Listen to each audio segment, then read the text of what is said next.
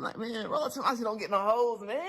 Who, like, come on, man, like, who gave Rollo Tomassi this God tier status? Like, Rollo Tomassi don't get no hoes, man. Like, show me some hoes Rollo Tomassi pulled, you know what I'm saying? Show, like, really, like, y'all acting like he really popping, pushing P, like, y'all acting like he came out the womb saying P.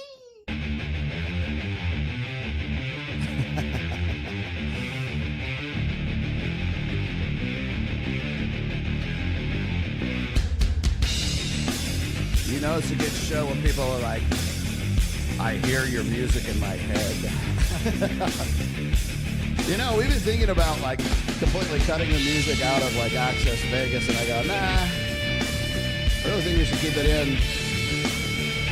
I feel like all good shows, like all the good shows of the 90s and the 80s all had their own theme songs, so therefore we need to have this. That's why you keep hearing this. You know why? Because I wrote this song. Chronically. There's no copyright infringement whatsoever on the Rational Mail. Live from Las Vegas, Nevada. Again, thank you for being here with me once again on Sunday for your Sunday sermon pod class for myself, Mr. Kyle over in the command center. Possibly going to have Mike Sartain might join us later on today because it's going to be an interesting topic. I kind of wanted to throw him into the mix. But before we do, shout out to all my size queens out there. Angel, show us your ideal size. Without looking. Yeah, there. Wow. And then if you do it this way, it's probably about this much. 10. 9 inches? Look. Damn! 10? Yeah. I think like that? 6 inches? Yeah. Like that size. 7 inches? That's perfect. Oh, that's my size. That. She's goofy. Okay. What do you think? That's like 10. I think. Wait. Yeah. Notice how they all That's crazy. Like, my shit, like it's cool, like right here. I don't want you to do them. No, Gio shit like right here. Bro, hey, yo. I'm not doing it again. That's how I ended up here in the first place. All right, this has been making the rounds. I can hardly wait to hear what people have to say about this. There's a story behind this. Jake Monroe. Shout out to Jake Monroe. Wait, you can look me dead in my eyes. If you say do it, I would. Okay. You're saying this, and now I'm gonna like test it. Okay. What do we? Just give me like one. Would you bark for me?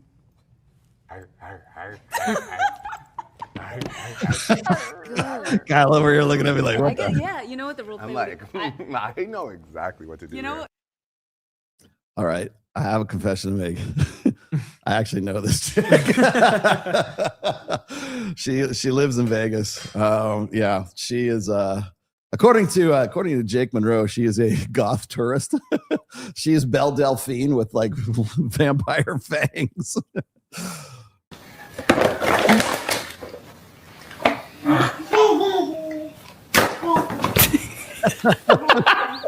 Look, it's gonna say not. Holy shit. What's that? It was at this moment that he knew he fucked up. No way. Yes. No way. Just don't know today.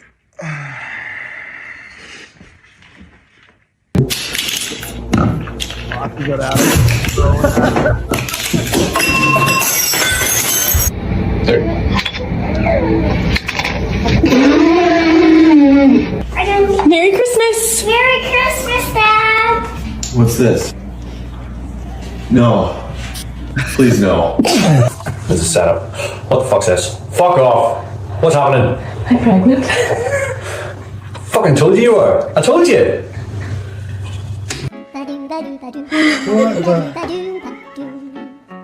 I just took these.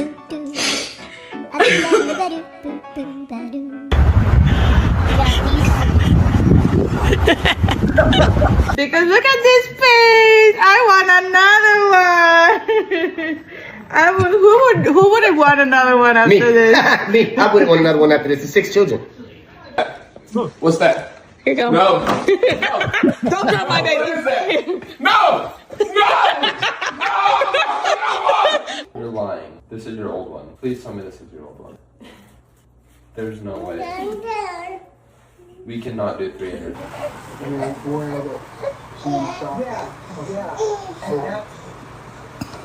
I never expected that, but it doesn't surprise me.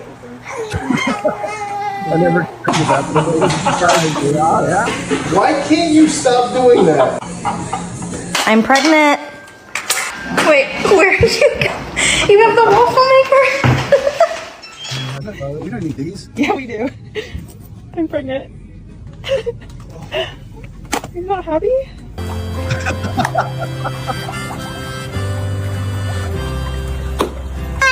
Don't stop it! Would you be happy? Would you be happy? Depends on the financial situation. Sprung it on you? Yeah. Well, I mean, I can understand. If it's the first one, Then that's different. If it's like the 6th one, dude, have you seen the video of who's the NFL guy or no the NBA guy who like got a vasectomy before he started playing? No, it's NFL guy. I forget the dude's name. But he got a vasectomy, and everybody's like, "See, Rolo was right. Rolo was right," because he went and he got a vasectomy so he wouldn't get baby trapped. Who was the dude? Shockey. Yeah, Jeremy Shockey. That's right. Yeah, he went under. I don't know if he 21. I don't know if he got a reverse or something like that. But like, yeah, doesn't sound so crazy now, does it? Okay, here is Coral Osborne versus Sterling Hobart. Incredibly simple to make a man fall in love with you. I don't think the average woman realizes how few compliments the average man gets and how few thank yous we get, especially from women, like when we're doing things. We like to know that we're appreciated, respecting us, and definitely respecting us in front of others because that improves our status, showing appreciation for the things that we do. Getting some canapes for him, getting his drink for him. Little acts of service like this, which they're not disrespectful. They're not, oh no, you're submitting to the patriarchy. Totally. It's just being nice to someone, for God's sake. One good friend of mine who's a incredible men's work coach, very masculine dude, former MMA fighter. And he described a woman literally getting him ice cream, being like, don't worry, I'll get, and I'm like, wow, it's that little, and yet we don't do it. Yeah. And it's the compliments and just the small gestures of let me get you a glass of water or wine, like without being asked, trying to make that some moralized submissive act. And it goes so far. It's very little. Bitch, you are a sexologist. You should know this shit already. Oh man, anybody seen this? Man, Vyvanse is a hell of a drug. Yeah, so in the case of America, I would say booming countries that are injected with women and basically. Yeah, that's not all you're injecting. America's a really good example of how it is working, you know. I drag really. All right, I got a story time real quickly here. I used to live in this place called Reno, Nevada. I don't know if you're aware of that. Yes, and I used to live in north of the North Valleys. But they don't call them the North Valleys. They call them the Meth Valleys. Panther Valley, Lemon Valley. If you guys are from that area, you know what I'm talking about. And when I was playing in Trial of Ascension, when I was playing in my band, we play our rehearsal studio was in Panther Valley.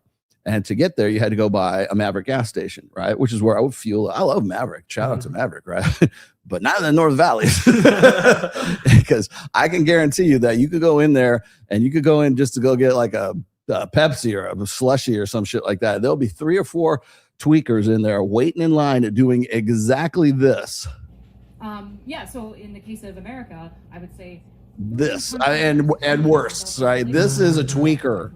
This is a tweaker. Okay, this person right here is strung out on Adderall, meth, or likely Vyvanse, because that's what she and Destiny are all about. So back to these Vyvanse fueled orgies, right? And by the way, they both do this. If anybody ever wondered why Destiny does that thing with his jaw when he's talking, that's because he's hopped up on fucking Vyvanse and or Adderall. That's why. And I don't see why anybody thinks this is anything. Oh, they're really into it. No, they're not. They are on drugs, period. End of story. What I have discovered, though, is that both men and women want someone who will be with them in the partnership, shoulder to shoulder, and someone who has agency. They're not necessarily looking for exactly the same things in each other, but they are looking for someone who's with them, someone who will work together in a genuine partnership. All right, there's that partnership word one more time. This is going to be interesting because I'm going to compare and contrast Richard Reeves with Richard Reeves here in a moment. So, for example, there's a question that asks young women what they're looking for in a potential marriage partner. And breadwinning potential is always pretty high on the list, top 3 in the list. Not so much the other way around. But having spoken to a lot of young women about this, I've become convinced that that's just a proxy question for this guy has his act together.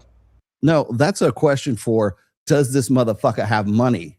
That's what this is for. Can this motherfucker provide for me and any children we have in long-term security? I don't see why this is such a tough question or such a tough observation to make. The labor market's a really good signal. If you can do well in the workforce, that probably means you've got a whole set of skills and habits and disciplines that will also make you a good father. Yeah, and they don't care about any of that shit. Remember, women do not care about men's struggles.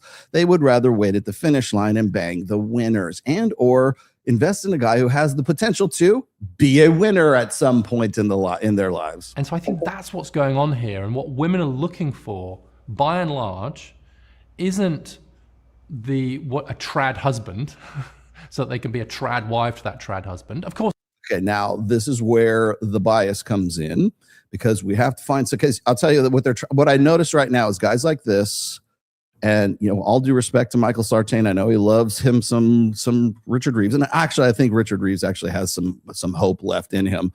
But the thing is that whoever's writing the script for these guys has now included trad wives with manosphere. Mm-hmm. So those are both if there's men who are to be feared and despised and hated, it's the manosphere. If there are women that are to be feared and despised and hated, it is quote unquote the trad wife stereotype. So that's true for some. But what they are looking for is someone who has agency, who has skill, and who has commitment. No, they are looking for long-term security. If they see women don't marry a man, they marry a lifestyle. And he may well end up applying that as a stay-at-home dad for a while. Really?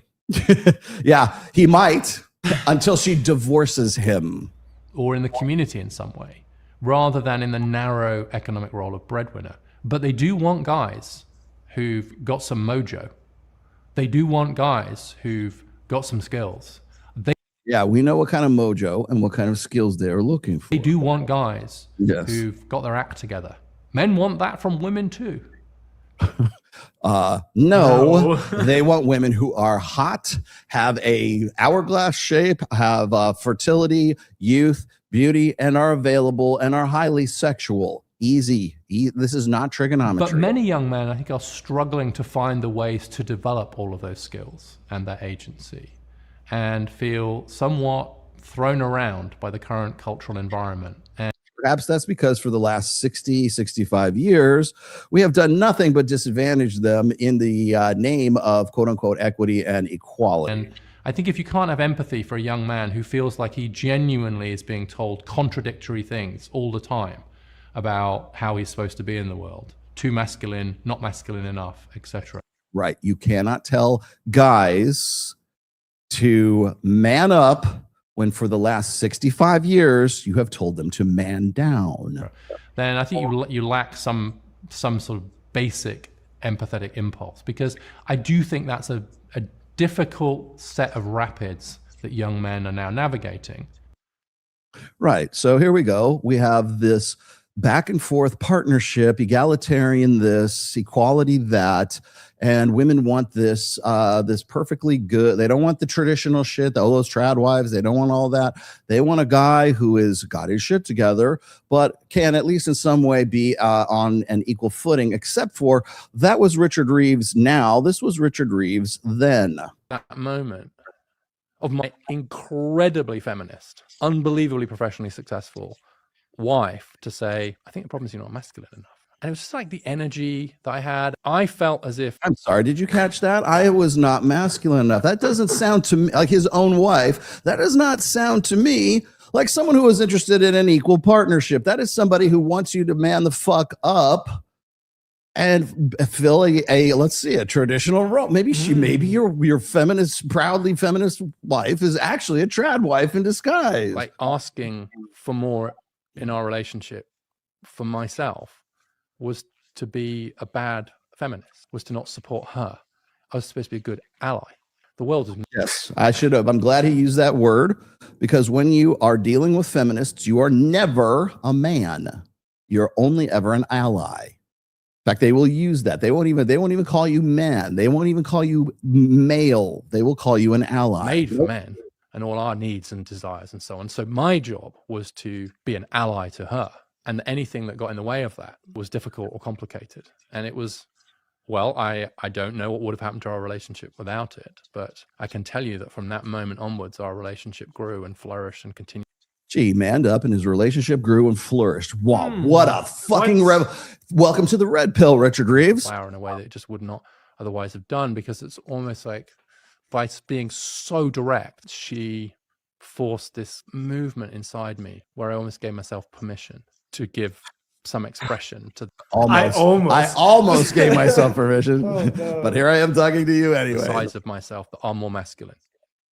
There you go. The sides of myself that are like the thing that kills me. Anybody who ever wants me to explain why I hate Carl Jung so much, look no further than this kind of shit right here. Because what this presumes is that there is an anima and an animus. There is a female side and a male side. And there is no, remember, this is theoretical based on a guy who was basically fucking his students and turning them into psychologists too. Go check out the Wikipedia page for the personal life of Carl Jung, and you will be shocked, my friends, at how much of a simp and how much of a really kind of like a closet. He's almost like Destiny in a way, right? He's a closet player. He's like, he wants to bring all these girls on board and turn them into like they start out as patients, then they end up as psychologists. I'll make you a psychologist too, right? Because they're fucking, and the dude was fucking around his wife so much. And yeah, that too. Oh. Yeah, that too. That's all it took me. All it took you was one pass there, didn't it? But the reason why I hate this so much is because, and even if you think I'm getting this terribly wrong, the reason why I would be getting this terribly wrong is probably because feminists jumped all over this bullshit about, oh, men have a female side and a male side too. No, how about this? I have a male side and you have a female side. And when we get together, we both complement one another because you're a female and I'm a male. How does that work? No, we would rather have some sort of androgynous ideal where our male and female aspects in some way balance each other out. Fuck that and fuck you. 28 female, made a joke with my husband, 29 male, and it's costing me my marriage with a man I truly love. Oh my gosh, the titles of these things are so dramatic. They're intense. Wow. It goes on to say, I need help fixing it. Okay, we're here to help. My husband and I have been married for 4 years now. I truly do love him with everything I have. I can't see a life without him. I took some stupid advice from some of my girlfriends regarding a joke that they have done with their husbands or boyfriend. The joke is basically telling your partner that you want to break up or that you want a divorce. Okay. Whoa. Okay. First of all, these friends are terrible. Well, I never wanted to do it and thought it was cruel to do, especially to someone you love. But I was convinced after they kept pestering me about it, as I was the only one that hasn't done it yet out of the 5 of us. They further convinced me about it when they told me the reactions their partner had afterwards. Stupidly, I did it last week, and my husband's reaction wasn't what I thought it would be. I honestly thought that he would try and talk to me or beg or make suggestions like my friends' partners had done, but he didn't. We had dinner and we were watching. Did you catch that? All of her friends, boyfriends, and husbands, they tried to suck up, pander, Beg on their knees. Basically, it's mate retention behaviors is what it is. But like, it's just like, oh, I would never leave it. Except not this guy, not this dude. In a movie when I told him, I'm not happy anymore, and I think we should get a divorce. He looked at me for a couple of seconds, and I swear, it looked like something broke in his eyes. He got up, walked to our bedroom, and within 10 minutes came out with a bag and walked out of the house without saying a word to me. I tried to stop him, especially after seeing him with his bag packed, and I told him it was just a joke and I didn't mean it. But he basically just brushed me off and walked out. I've tried to get a hold of him, messages, calls, emails, video chats, but he isn't answering me at all. I talked to his friends, but none of them want to tell me where he is, when, and if they even answer me. I went to his work, but they refused me entry into the building. I've tried his parents, but they don't want to get involved, as well as with his siblings. The only messages I got back were from his sister, telling me, joke or not, I fucked up. I've sent so many messages about it being a joke, and even sent screenshots of my conversations with my girlfriends about the joke as a proof that it was a joke, and that I'm not backtracking all of a sudden, but nothing. My friends didn't have any real advice, and told me to just give him time and that he will get over it. Everything came down on me yesterday when I was served with actual divorce papers. Oh my God. It felt like someone slapped me in the face and hit me and continued to hit me. I was and still am in so much pain. I frantically tried to get a hold of him, but all I got back was he has nothing to say and that I should talk to his lawyer. How can I get the man I love back? I don't want to lose him. I made a stupid joke, I know that now, and it's breaking my world apart. Gotcha, bitch. Okay, so what's the moral of the story? Well, ladies, what's the moral of the story? You guys already know what the moral of the story is. Fuck around and find out, right? Well, I think what's funny is most of her girlfriends probably believe that her husband would probably just like do exactly the same thing, right? You got to remember that this is like well, first of all, it's a shit test, right? And so this dude passed the shit test. It's like, if that's the case, so of course, maybe he was like looking for an exit, at that point. But you don't fuck around with shit like that, especially how were they married 4 years? 4 years. 4 years, and not knowing how much time before that too. Right? Yeah, exactly. And I'm going to tell you this right now. The reason why I use this as the last one of this is because I guess maybe this is not really my monologue, but I'll just say so anyways. Boundaries. Mm-hmm. Boundaries are very important. And you guys have heard me say this on several occasions, that boundaries need to be something that are discovered, not something that are discussed. Right? And women go, oh, we're supposed to read your minds? Bitch, we are supposed to read your minds. So how about this? How about this? How about you? How about this? How about you've been married to this dude for 4 years? This is just a hypothetical here. Maybe you've been with him 6. I don't know. But you've been married to the guy 4 years. You probably know what kind of personality the dude is, okay? You probably have some, I don't know, impression of how this dude would react to something like that. Would react to, hey, I want to divorce, I'm out, right? Like that. And granted, there's probably a bunch of guys. The reason I keep seeing this on my feed, this is an older video. I haven't used this in a while, but like it just popped up again today, as a matter of fact, on my Twitter feed. And I've seen this before. I've seen this exact one come out before. Again, this is one of those chick podcasts where they all sit down in, a comfy chair and a big giant oversized cup of coffee. And like, let's talk about our feelings. Well, then you're going to talk about your feelings, all right, for this one. So when I'm watching this, honestly, this is kind of like the fallout for the the Call Her Daddy generation and that style of podcast right there. You're looking at a guy who basically has boundaries. She crossed one of those boundaries, and it was a 0 tolerance boundary. Okay, so talk to my lawyers. That's it. And she's saying that she will, if this is to be believed. Now everybody's going to say, Rollo, you're so stupid, Rollo. That was a setup. This is not for real. Well, it's real enough that this video keeps getting rebooted all the time, right? So let's just say, for sake of argument, what's the take-home message in all of this? It's boundaries, and boundaries have to have teeth. And if boundaries do not have teeth, then it's just blowing fucking sweet sunshine out your ass all the time. And then, or you turn into one of this chick's girlfriend's husbands who lay down for this shit, right? Oh, that's a imagine if, like, I've been married to my wife for 30 years. Imagine me going, hey, honey, I really want a divorce. Right. Yeah. Like it wouldn't even cross my mind. And then another thing is you're a sheep, right? I mean, if you're fucking around and doing this, right? And do you have enough respect for your husband? Do you have enough respect for him? And clearly not. So if that's the case, and that's a boundary, and you cross the boundary, guess what? There's teeth in the boundary. Oh, well. And I'm going to say another thing is, like, she will never look at her friends again in the same way as a result of that. So not only is she learning a valuable lesson, her friends should be, not that I expect they will, but should be learning a valuable lesson as well, that there are sometimes boundaries, and sometimes those boundaries have teeth, and sometimes you fuck up, and sometimes those consequences that come from those fuck ups last a lifetime.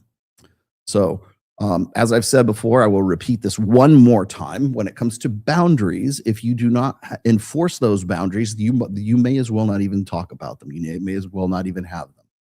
And I am of the opinion that boundaries shouldn't even be discussed.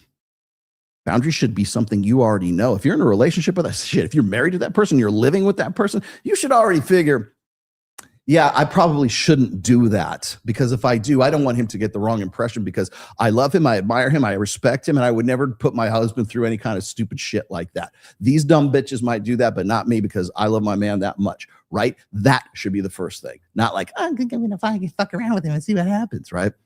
When you fucked around, you found out. Now, there's too many guys that are too fucking happy about this because it's comeuppance, right? Everybody loves a good comeuppance story. Do you know what comeuppance means? Would you like me to just define the word comeuppance for you? Rolo. Explain what comeuppance is. I don't know. I only have a 3rd grade reading level. Comeuppance is what you're feeling when you hear a story like this. Ha! That bitch got hers. Like, that's what you're probably thinking. That's not what this is about. It's not about comeuppance. It's a valuable lesson in boundaries. Well, have you ever heard these? You've probably seen them. Kyle, you've probably seen these stories where there's a couple and they're going to get married, right? Uh-huh. And the groom finds out that she's been fucking his best friend or something like that for all this time, but he still goes through with the wedding. And then right before the wedding or something like that, he makes a speech to everybody there, and he puts like pictures of them fucking like underneath the seats. Yeah, you pick those, and you get a copy for each one of the people at the wedding, and it's basically his best man banging his wife, right? Yeah. And then he leaves, and whether it's true or it's not is kind of irrelevant. But the reason why we remember those stories, and they're like feel good, indignant stories, is because it gives you that feeling of comeuppance. Ha! She got hers. If that's the way, I'm just going to tell the guys this. If that's the way you feel when you read my work, stop reading my work. Okay? Ha! Was it? The wall is undefeated. Ha ha! This is not eye for an eye. It gives me like, especially, I love it when we talk about the wall. Like people, they're just too happy or too pissed off because there'll be some chick who's 40 and she's over the hill or whatever, but there's some B-list celebrity that wants to marry. Well, girls, it doesn't matter because some simp is going to come and wife them up anyways. Like, that'd be too pissed off about it. Or they'll see that one picture, the one comparative picture of that chick. I forget the name of the actress, but she was in Top Gun with Tom Cruise, and they show Tom Cruise in Top Gun and Tom Cruise at 62 or 63, right? Yeah. And he's looking good, and he's like banging hotties and young. And that girl, they show her at 25, and now she's at like 60, and she's just like ready for the trailer park and smoking cigarettes in the Flying J truck stop or some shit like that. They're like, the wall is undefeated. Ha! That's comeuppance right there. Okay. You find a Zen center, my sons. It doesn't have to be one or the other. Okay. It just is what it is. Use it to your advantage, but avoid trying to feel too good or too bad about it. Okay. It just is what it is. So, but when you hear story, like for instance, this chick, you're going to feel some sort of sense of comeuppance. That's not what it's about. It's really not what it's about. It's really about enforcing boundaries. And this guy wins. He wins. He wins because he's like, I have a boundary. You crossed it. I'm done. Talk to my lawyer. But it was a joke. Well, not to me. It wasn't. It was a pretty life-changing, damaging joke. And guess what? You crossed the boundary, and there has to. I don't want to be with some chick. I don't want to be married to some girl who thinks that's funny. Done. Bye. Boom. And, so, oh, well, he's got to go through divorce. She's going to take him for half of his stuff. What, 4 years? How much stuff does he have to take, right? But the thing is that the moral, the lesson of the story is really enforcement of boundaries, which is what I keep saying. Like when your girlfriend, your wife comes up to you and says, "Hey, I want to go and see my girlfriends. We're going to do a girls' weekend in Las Vegas." You and I and Mike Sartain, we know what happens on girls, weekends in Vegas, right? So, but it's not her going to Vegas. It's not her wanting to go spend time with her friends. It's not the fact that she probably wants to go, and flirt with other guys, or whatever it is. Even if it's complete, she's going to do Bible study in Vegas, right? The very fact that she wants to do that is the problem. It's not the act. It's not the whatever it is. It's not the end result. It's the desire to go and do that. So the idea is that, like, for instance, if my wife wants to go hang out with her sister, fine, go to San Diego, go hang out with her sister. I don't care, right? It's all good. Yeah. She's not coming up to me going, "Hey, we're going to go out to Nashville or Scottsdale, or we're going to go to, we're going to spend the weekend at, I don't know, Bellagio or some shit like that." Yeah. Be a different animal, right? And especially if it's over and over and over again, because the idea of hanging out and doing that kind of stuff is preferable to being with your man. That's the problem right there. It's the desire. It's what's motivating it. It's what is instigating it. It is the seed, the germ of the idea that this would be a better thing to do, way to spend my time than it would be to spend it with you, right? That's the real problem. It's about genuine desire. You also don't want to be with a chick who is going to make stupid jokes like this, especially when it comes to things that are as serious as divorce or staying married, right? Not hard to understand, not hard to wrap your head around, but I will guarantee you, and I probably, if I have the tweet, I probably could go read all this, but I guarantee you, in the comments, there are two kinds of comments in that thread. The first comment is from guys going, yeah, get her. Oh man, he wins life, right? Win whoever this whoever this guy is, right? That's the gist of it. And then the other ones are going to be from women who are like, "Well, why does he take it so seriously? It was just a joke, man.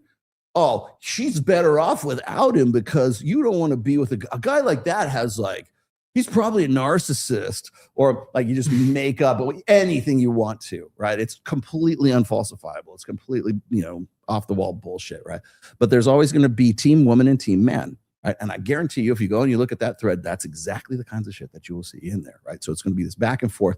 And I brought this in, and I left this at the end because it's kind of going to get into what we're going to talk about today. Because I'm going to go into today's topic is the Chad just a myth? Now, the reason why I'm bringing that up is because that was part of a greater conversation between Chris Williamson, Rob Henderson, Steve Stewart Williams, and my boy Mac Murphy. Mac Attack, man. And Mike Sartain, who I'm hoping will show up at some point today, did a 2-hour and 11-minute breakdown of at least about a quarter of that video. I'm going to get into some of the stuff in there today, but the operative throughout that whole thing was boys versus girls. And as you know, I'm the kind of guy who has to, I'm very reductionist. That Rollo's so reductionist. He brings it down to extremes, and he just doesn't, it's all reduced down and distilled down to its component parts. And yeah, that's kind of what I fucking do here. It's been a while since I had the beanie on, because I wore it on Access Vegas, but I didn't wear it. I did not wear my beanie to Babes in Toyland. First time I went out. You went in Jason Statham? Mm-hmm. Yeah. No, I went as what, a race bandit. I should have had the red shirt. No, I was going to say is that the greater discussion here, especially starting with from this particular last video here, is the gender divide and the kinds of responses you're going to get, and the lack of respect, and I would say even misunderstanding of respect. Like Jedediah Bila and Coral Osborne have been talking about respect recently, and I think it was and then Monica Almaguer, who's a good friend of mine as well.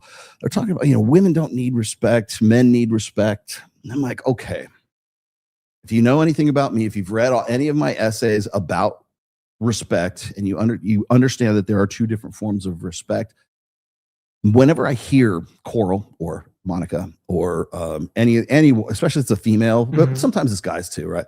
When they start talking about respect in relationships, I can always tell from what position and what's the root definition of respect is for them. And it's usually the female version. It's usually this, well, everybody deserves respect, and you're not giving your husband his due respect. No, your husband has to, and they'll be the first ones to say this, and guys I think should say this too, is that you have to earn respect. But also that earned respect, that male form of merited, hierarchical, what makes you respectable form of respect should also apply to women. Like, you don't respect women. Okay, I will start respecting women when they do something that earns my respect, that makes them respectable, that makes them somebody that I can go, I really admire that person. I really respect what you do. You're very intelligent. You have a good head on your shoulders. You're a good judge of character, right? You're very creative. Like, think of all the great things you could possibly say about a guy or whatever. Even like, you have a skill set. I respect your tenacity and learning all of this stuff. Now imagine me trying to tell some chick. Exactly. But I'm not supposed to do that. You know why? Because women have a default respect. It's the participation trophy respect. Everybody gets a participation everybody gets the respect participation trophy because everyone is deserving of respect. No, they're not. Not everyone is deserving of respect. Not everybody is respectable because they don't do things that are respectable. How hard is it to grasp that? Well, it is, because we have two different definitions of respect. Literally, in the dictionary, there are two different forms of respect. I feel like this also ties into their thought and ideology to hit a blank slate. Yes. Because of it. Yes. Absolutely. Good point. Good point. Go to the front of the class. Okay. Yes, because if everybody is the same, then everybody deserves the same amount of respect. But they don't. You know why they don't? Because exactly the same reason why Richard Reeves was talking about, we all need to be, well, a guy should be respected for being a stay-at-home dad and also having his shit together and having a good job. No, we don't respect the stay-at-home dad. Certainly not in the same way, if we do at all. Certainly not in the same way as if that guy's an entrepreneur, or that guy is a bodybuilder or owns a gym, right? Yeah. Or does something that makes him admirable. You have admiration for him, and it makes him respectable. There's a certain amount of respect. And by the way, I don't make the rules. I'm just observing the rules and relating them back to other people. I'm not saying hey, should we respect a guy? Should we shit on a guy for being a stay-at-home father? I don't know. It's up to you guys. I'm just telling you that by and large, we don't look at that guy in the same way that we look at somebody else. And neither do women for that matter. Richard Reeves. Well, they don't. And even your wife said the same fucking thing. I need you to man up. I need you to be more masculine. Really? I thought it was being your ally. She wasn't allowed to. I thought you'd want to fuck me more if I was your biggest supporter and your biggest fan. No, if you treat her like a fan, she will treat you or you treat her like a celebrity, she will treat you like a fan. Right? And I don't make the rules, man. I just abide by them. I just leverage them. I just point them out, right? We'll get into this a little bit later when we start analyzing this video a little bit more. With the Scandinavian stuff. Like if you look at the Scandinavian countries, Finland, Norway, Sweden, and my hometown, my home country, Denmark, you look at them the reason why they keep coming back to those countries for research and, surveys and population, observation, whatever, is because they are considered some of the most gender equal, gender parity countries in the world. So if we have an even playing field between men and women, well, guess what? They still tend to opt for, sexually dimorphic jobs. They still expect men to make more money. They still expect men to be the provider and the father and really literally the patriarch of the family, if you just not to put too fine a point on it. There's still those expectations in the condition of neutrality, right? Of parity. Guess what? What do we opt for? when everything is the same, you can do whatever you want, men, and you can do whatever you want, ladies. Well, we want to be stay-at-home moms, and we want to be the guy that brings home the money and gets laid, right? We want to have some prestige and we have some status, and women go, yes, we want our men too as well. And they're like, no, you're not supposed to. You're supposed to want egalitarian equal stuff. We need to put more women in STEM, and men need to get into healthcare and stay-at-home dads or some shit like that, right? No, that's not what they want. When given total freedom to do what the fuck people want to do, guess what they do? They don't go, well, I have a female side of me and a male side. No. The male side goes and does male things, and the female side goes and does female things. And people hate that because it is one more confirmation of the death of and the bullshit that was the blank slate. Blank slateism, emotionalism, social constructionism, egalitarianism are all bullshit. They are all antiquated anachronisms of how to organize society. And usually it's women who are the ones who are far more communitarian than men are. Men are hierarchical, women are communitarian. If we're going to organize society in a clutch, right? In a collective, guess who's organizing that? It's not guys. It's women that are doing that. And when we all have the freedom to do what we want to, women go, I'd really like to fuck Jason Momoa. There's your clip. Rolo said he wanted to fuck Jason Momoa. All right. So that parody right there. So when you're going to hear this, you probably heard this before from other videos and other podcasts as well, but when we observe those countries that are supposed to be more neutral, and we see overwhelmingly that when given the freedom to do whatever the fuck we want to, we tend to opt for boys play with trucks, girls play with dolls, right? We tend to gravitate towards what our innate biological sex prompts us to do, right? Though because we've been given the freedom to go and do those things. Awesome.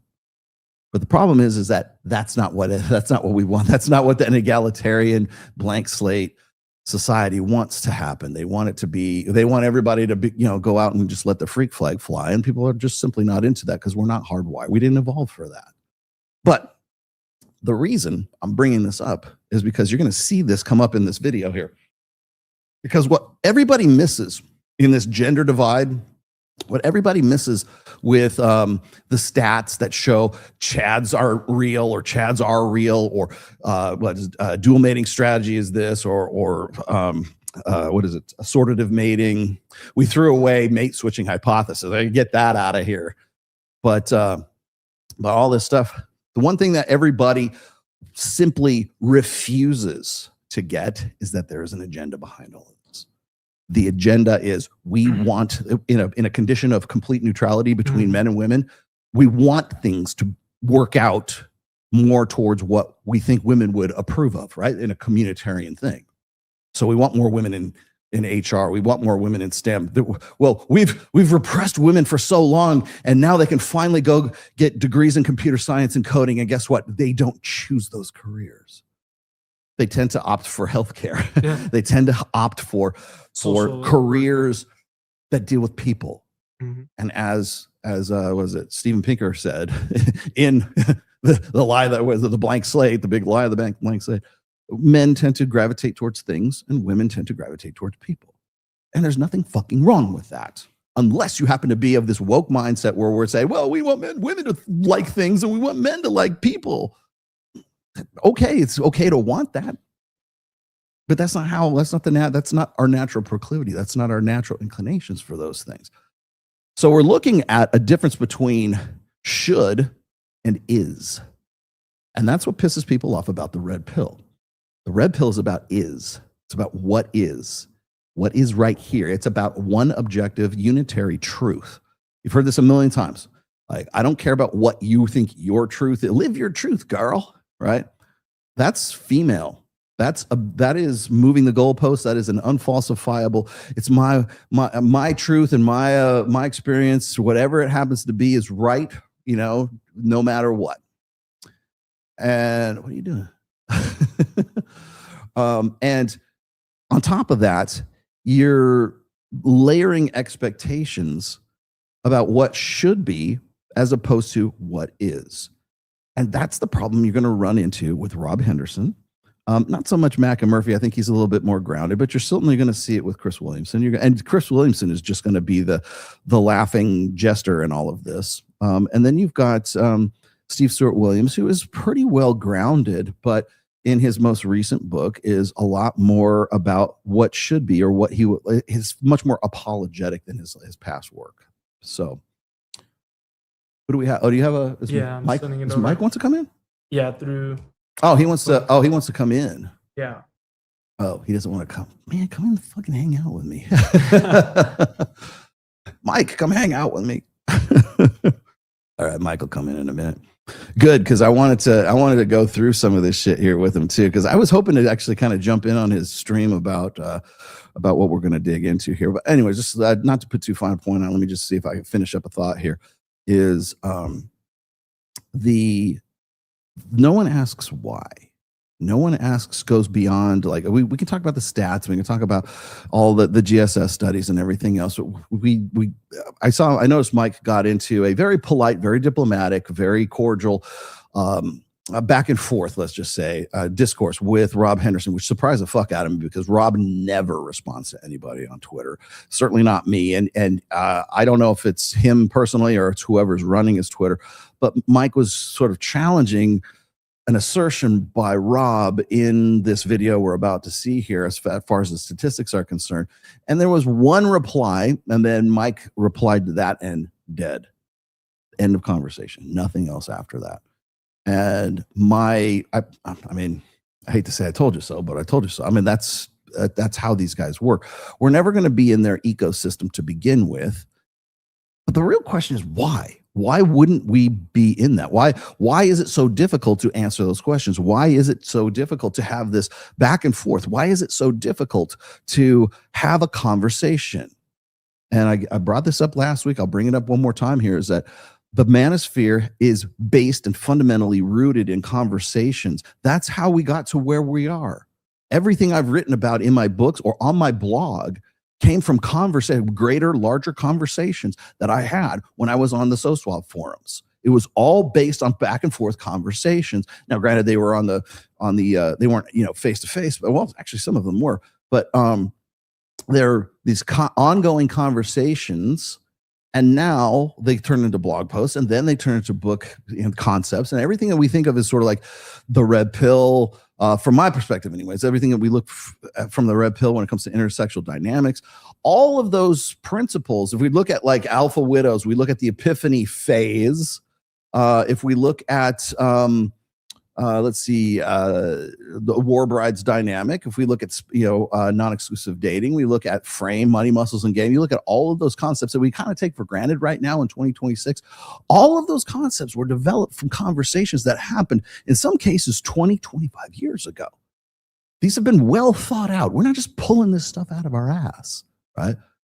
But they came as the result of a back and forth discourse that the guys who are so fucking anti-manosphere will not have. They refuse to have that conversation. Sorry, I'm doing this shit again.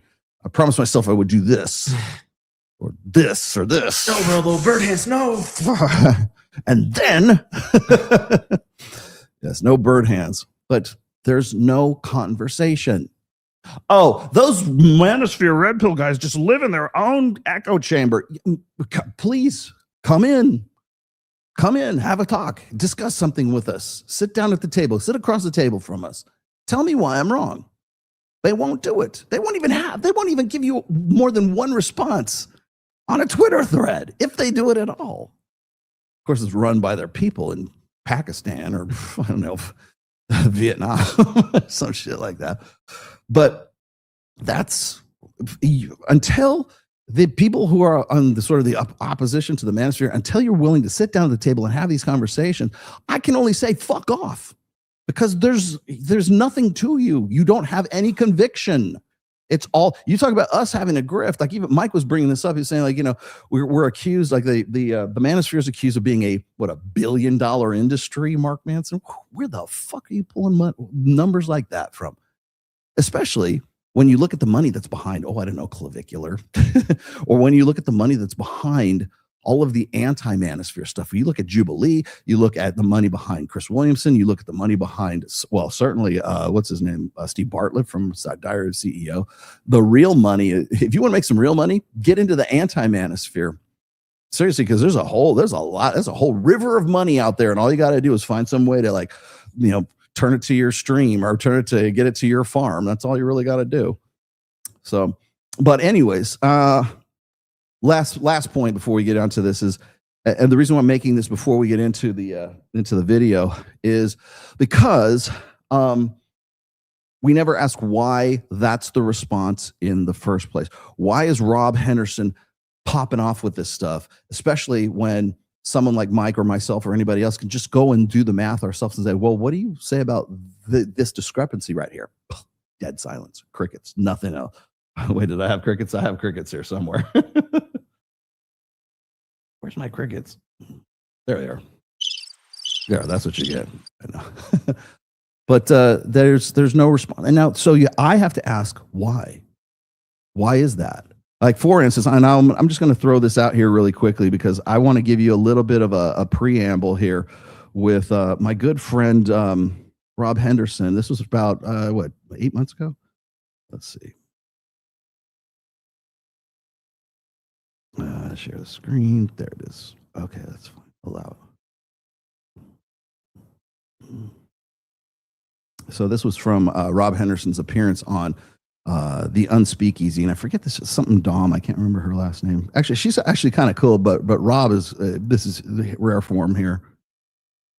Oh, wait a minute. Human civilization. It's unprecedented. Actually, technically, don't need men to do anything. Like, they don't need men to, you know, keep a roof over their heads. They don't need men to have a baby. Actually, they can outsource all of this.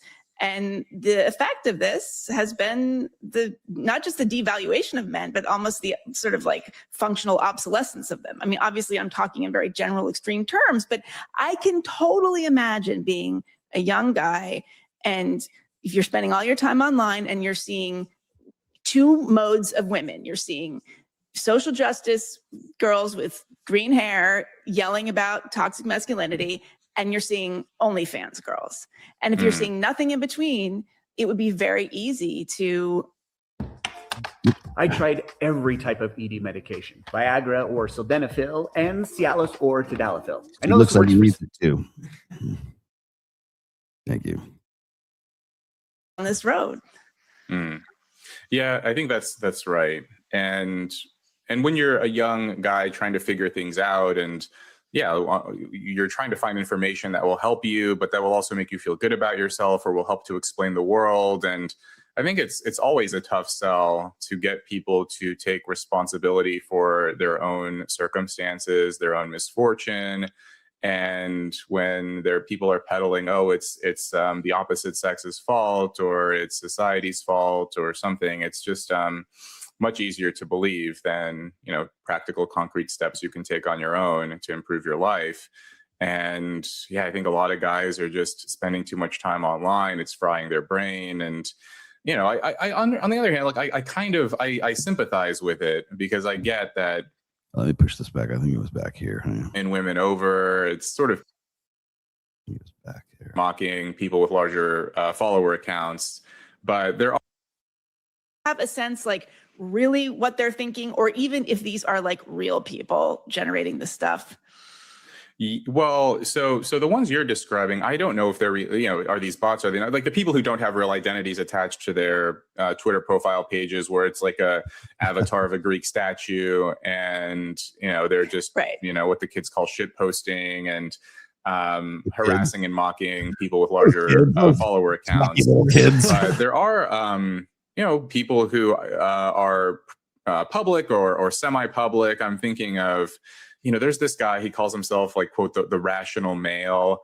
And apparently he's self-published a series of books about like how to date, how to strategically win women over. It's sort of pickup artist, red pill stuff.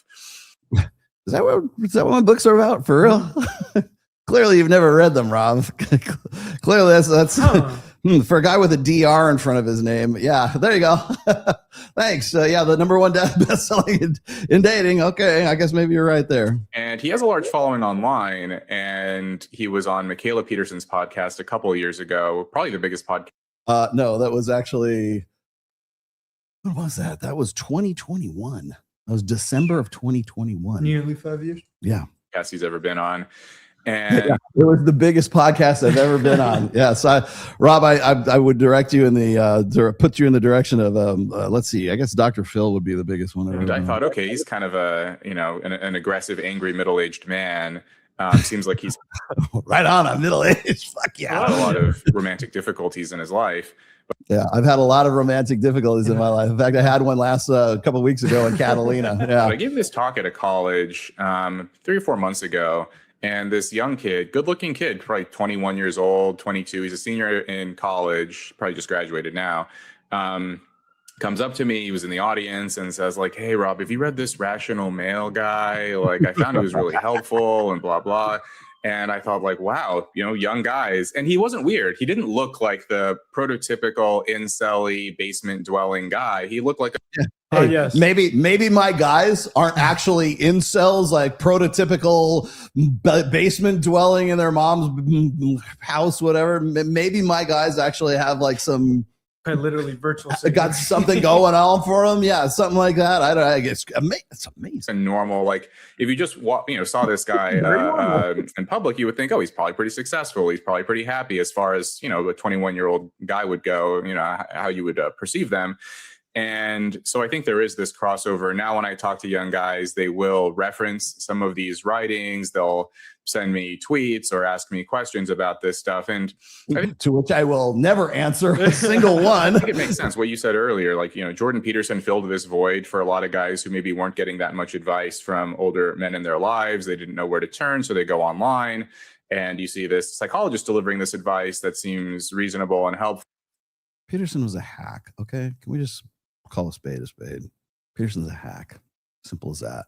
Does he have a degree in clinical psychology? Yes. But if you guys, I would, anybody wants to challenge me on that, before you challenge me, go read Vox Day's book, Jordanetics, before you challenge me. And then when you do, make sure you have that book in hand when you talk to me. And then he kind of, goes away or is vilified. And then, they're trying to, guys are trying to find like the more potent, more extreme, more radical, more interesting, the arcane knowledge that they're not getting from the mainstream.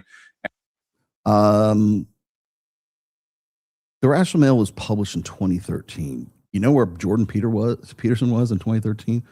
Teaching Ontario College, teaching, a few classes a day. Mm-hmm. The let's see, Rational Male Preventive Medicine, published 2015. Same place. He was there. There we go. Yeah. And then let's see, 2017 was Positive Masculinity. And that was I think 2017 was the first time I ever heard of Jordan Peterson at that point. That was around the time. It was right after what's his name? Oh my God. The Steven Crowder was fighting SJWs, and all of a sudden this masculine thing came into politics, and then Jordan Peterson appears. Yep. Well, Jordan Peterson, he came on the scene as a result of challenging pronouns, like what the kids at his college wanted to compel him, like to force him to call them. And that's where, and because he pushed back, and everybody goes, yes, he's our champion. He's our conservative champion. He's Jordan Peterson, right? But nobody knew who he was. But because he pushed back on that, that's all it took. It gave him the credit. That's all it took. It gave him the cred, right? And I'm not saying he hasn't had some good things to say, like when he was still like lucid anyways. But like, I will tell you right now, Jordan Peterson is really the product of what his fan base wanted him to be. Remember I told you about, like, it's not the cult leader that's the problem. It's the followers that the cult leader says, my cult wants me to be this, so I will be this. Andrew Tate, hell, I could even use Kevin Samuels in that respect. A lot of people, now there's some other like influencers and people who are on, hell, you could even say my guys are, right? They're like, Rollo does what they want to hear, right? I'm not cut from that same fabric, right? Because my come up was in the forum days. And so it was this back and forth, and nobody knew.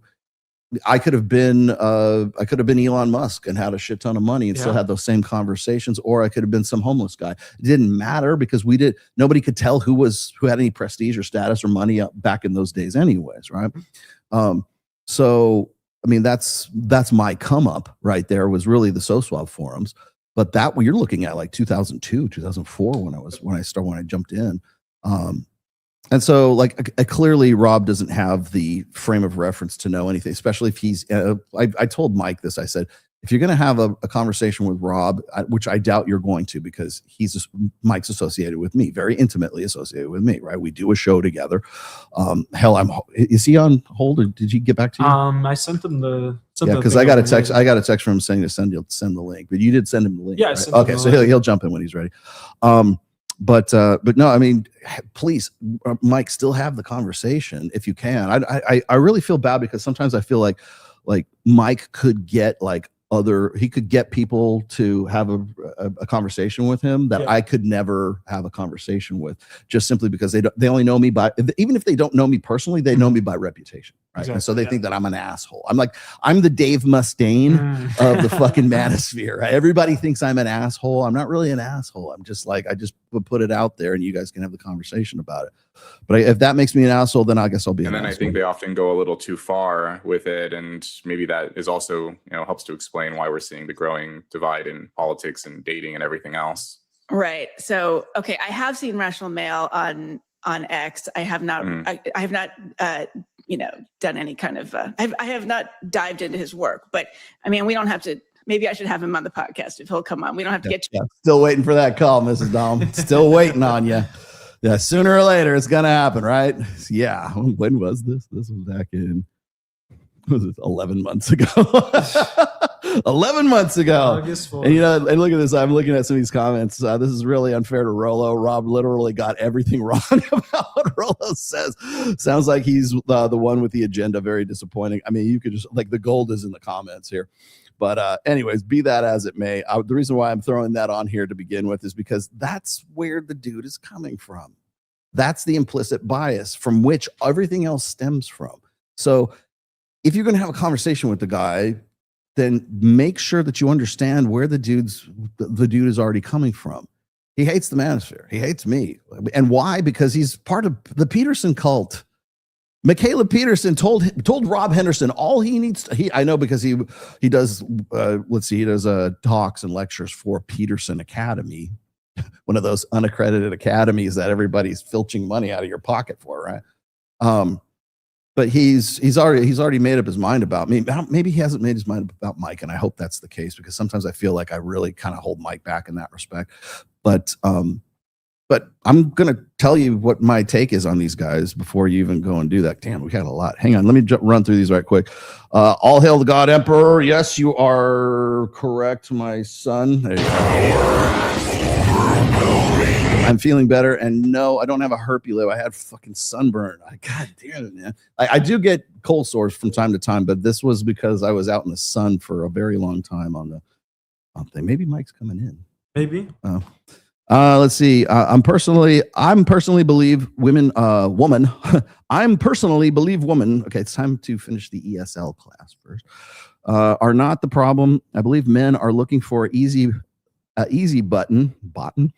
And wanting to be loved for being themselves, even if who they are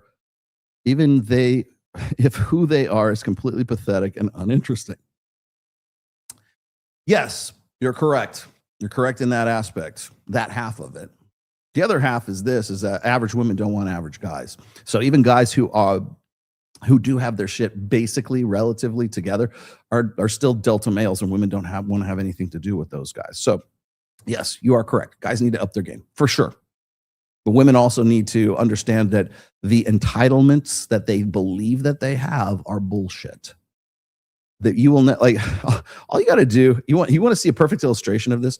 The next time you watch whatever podcast, and Brian goes around the table and he goes, "Ladies, why don't you rate yourself?" Everyone's a 10. Why? Because it's the participation trophy thing again. I'm a 10. You're a 10. Everybody's a 10. We all get it's like Oprah. You get a car and you get a car and you get a 10 and you get a 10 and you get a 10. You all get 10s because confidence is what women really need.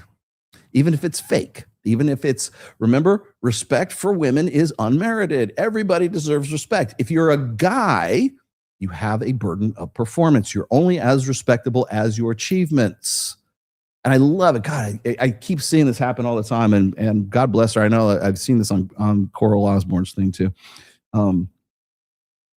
Men feel like they have to constantly grind and they have to constantly prove themselves and constantly perform and constantly do that. Yeah, we do, because you expect that from us and we expect it from ourselves. That's how men are. We're problem solvers. We're innovators.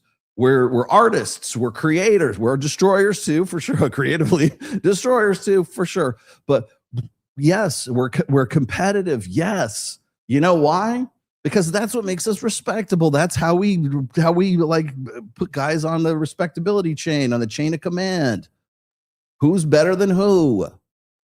And it doesn't necessarily have to be, it could be contextual. I don't think, people, well, roles very judgmental. I'm throwing out generalities here. It could be contextual. Trust me, I am not the best country line dancer there is. I might be good at the Lamb of God concert, but I am not good at Stonies. Yes, I know my limitations, but I'm not going to try to pretend I'm a 10 doing line dancing at Stonies. I will tell you, I'm a 1. I suck. I can't do it.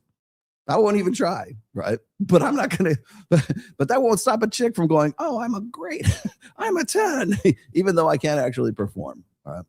So yeah, men need to perform. That's just how it is. The basics.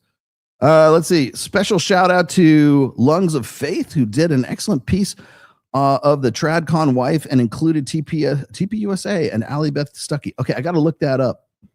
Who is that special? Shout out to Lungs of Faith. I've never heard of Lungs of Faith, but now I'm going to try to. I'm going to go look up Lungs of Faith. I actually like the name even. Let's see. Jewel, 200 joules jamming. Whatever that is. There's 1. There's 2. There's 3. I have no idea what the fuck these joules are, but I'm about it. Okay. Thank you for the joules. That's a new thing that I think YouTube has just instituted. Rolo, you're the GOAT. Myron said Drake was simping, but I'd argue against it. Yeah, Drake had that goth chick giggling like a schoolgirl. He had frame. Okay. No. The one thing I'd say on this, it's because it's how you perceive your own frame and how you're trying to go about it for a girl. Because there's different paths, right? You could go the little subservient, little. I like submissive. goth girls. Exactly. I'm very biased in this. Especially this chick because she's from Vegas. I know. I've reached out to her. I was trying to get because she was on was it Jubilee? Oh, she was on one of those balloon popping things not too long ago. In fact, one of my guys from Reignite knew who she was. And then said, oh, she lives in Vegas. And I go, oh, hot damn. So I reached out to her and everything. She never got back to me. But I do know she lives in Vegas. And I've tried to get her on Access Vegas. And if I can, I'm going to reach out to her again, especially after the Drake thing, because she's probably in demand all of a sudden. But yeah, 100%. Right. And then my other thing is this is like, it's a bit. Yeah. It's a fucking grift. Do you not think Drake, of all people on planet Earth, knows this is a grift?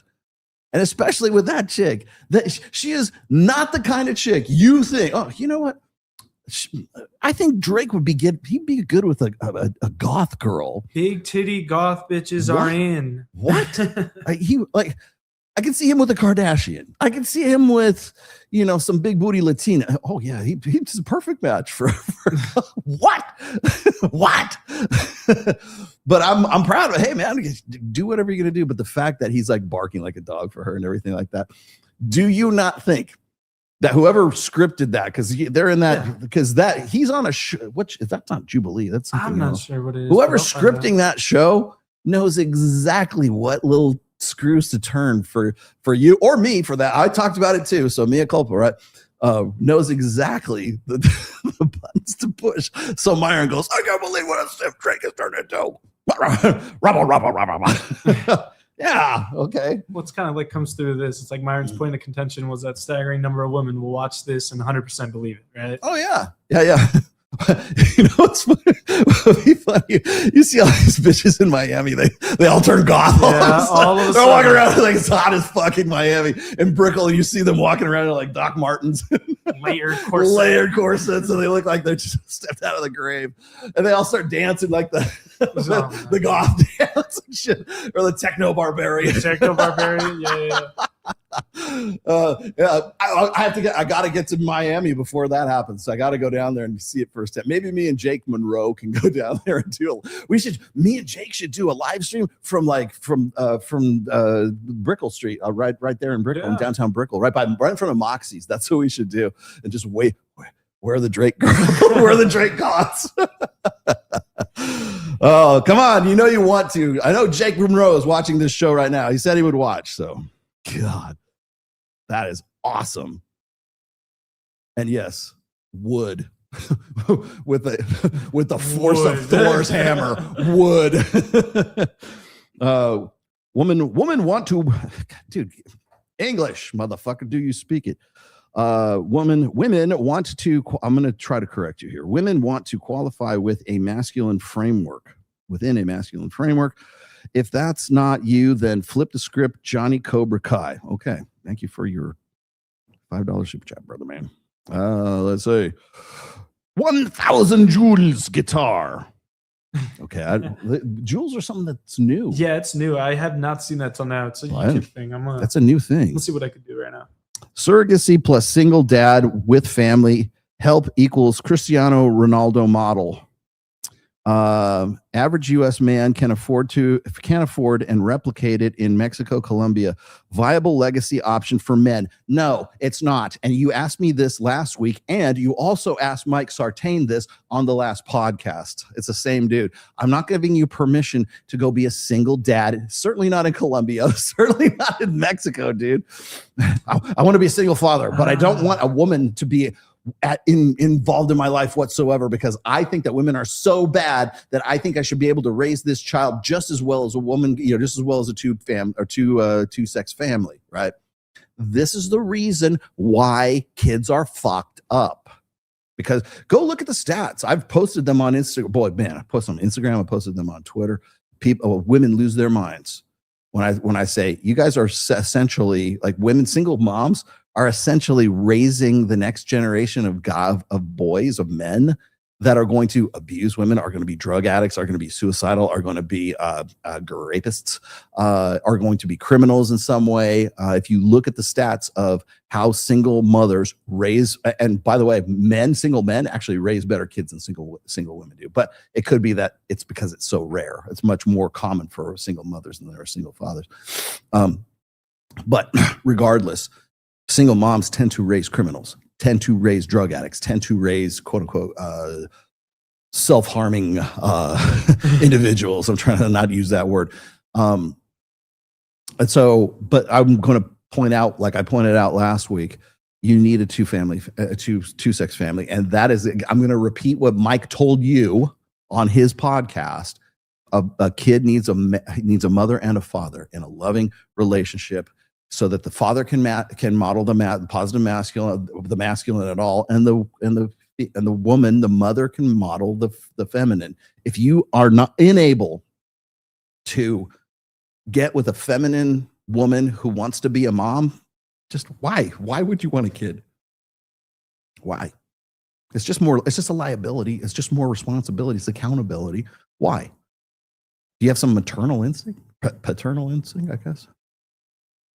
Don't do it. And I'm going to say, don't do it for that. And I would tell single moms, I'm going to like they're doing such a good job, right? I mean, you look at what is it? That cancer cluster with the 200 women who used the same guy's sperm from Denmark or from Norway or something like that, and he had a marker for cancer, and now the babies have cancer and are dying. Why? Because they thought the same way you did. I'm a woman. I could be just as good a dad as I could be a mom. No, your cancer baby is going to die because you picked that one dude who looks like a water polo player and not a fucking lawyer or a scientist. He doesn't look like Elon Musk. I don't want my baby to look like Elon. I don't want my baby to look like Elon Musk either. So the Joules are part of, basically they're copying TikTok.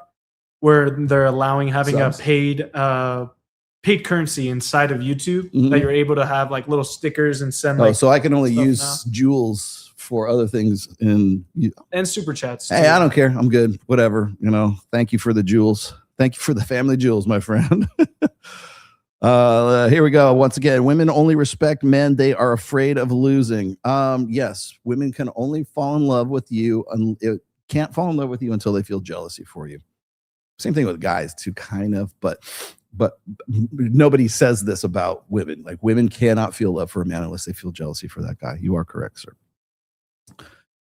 Let's see. Dino, what's your favorite tequila and what's the best way to drink it? Favorite tequila? Patron. Patron for you. For me, it's Centenario Reposado. No, there you go. It's Centenario. It's just a Mexican Family Reserve.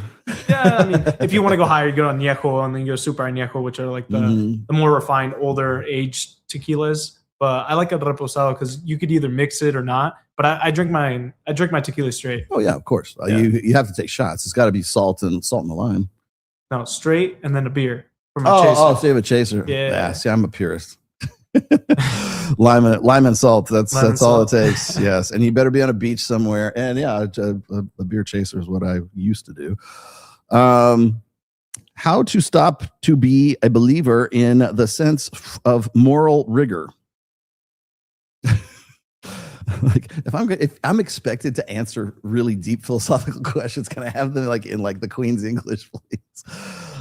Trying to be more moral relativist feels bad to me. I'm struggling with this part of book 4. Okay, so book 4 is my book on religion. I'm not a moral relativist. If you have you read the entire thing? Because once you get to chapter 14, I think you'll have a better understanding of where I stand and all of that. So here's my thing is I'm not saying that morality is a bad thing necessarily, but I will say this is that if it is the pretext to your understanding reality, then it's something you kind of have to put on hold for a little bit so that you can understand what the truth is, and then you can reapply it to what you now know. The problem with sort of I guess the style of moralism, I guess, for like moving the goalposts or for sort of using that as an it's a filter for looking at things that are like empirically true. Right? There's a lot of guys I know because they tend to be very religious, moralist kind of guys, and everything that I say or everything that I relate, whether it's statistics or it's just, especially if it's like Darwinism of some sorts, if it's like anytime you put EVO in front of something like Evo Psych, Evo Bio, Evo this, there's always it's sus, right? And then because that's the filter through which they're saying, I don't know if I really believe that, right? Well, okay, but tell you what, put your morality away, and by the way, put all of your pre-existing, prejudices away. Here's the data. Now, what do you think? Like, if you, and I do this with the introduction of all of my books, as a matter of fact, where I preempt everybody by saying, look, you're going to have to just sort of read this. Read it with an open mind. You know what that means? That means like put away your pre-existing morality or the filter through which you're going to see all of this stuff, and try to grasp it for what it actually is. And then you can come back and go, okay, well, that I understand this well enough, and now that sort of coincides or that jives with something I believe, that doesn't jive with something I believe. But wait until you have already sort of understood it and processed it before you go and reapply all that. That's probably the best way I can put it. Let's see. Here we go. How can a woman introduce her man to her friends as this is my stay-at-home husband equals the wife and respect him? Patrice O'Neill. Thank you. Yeah.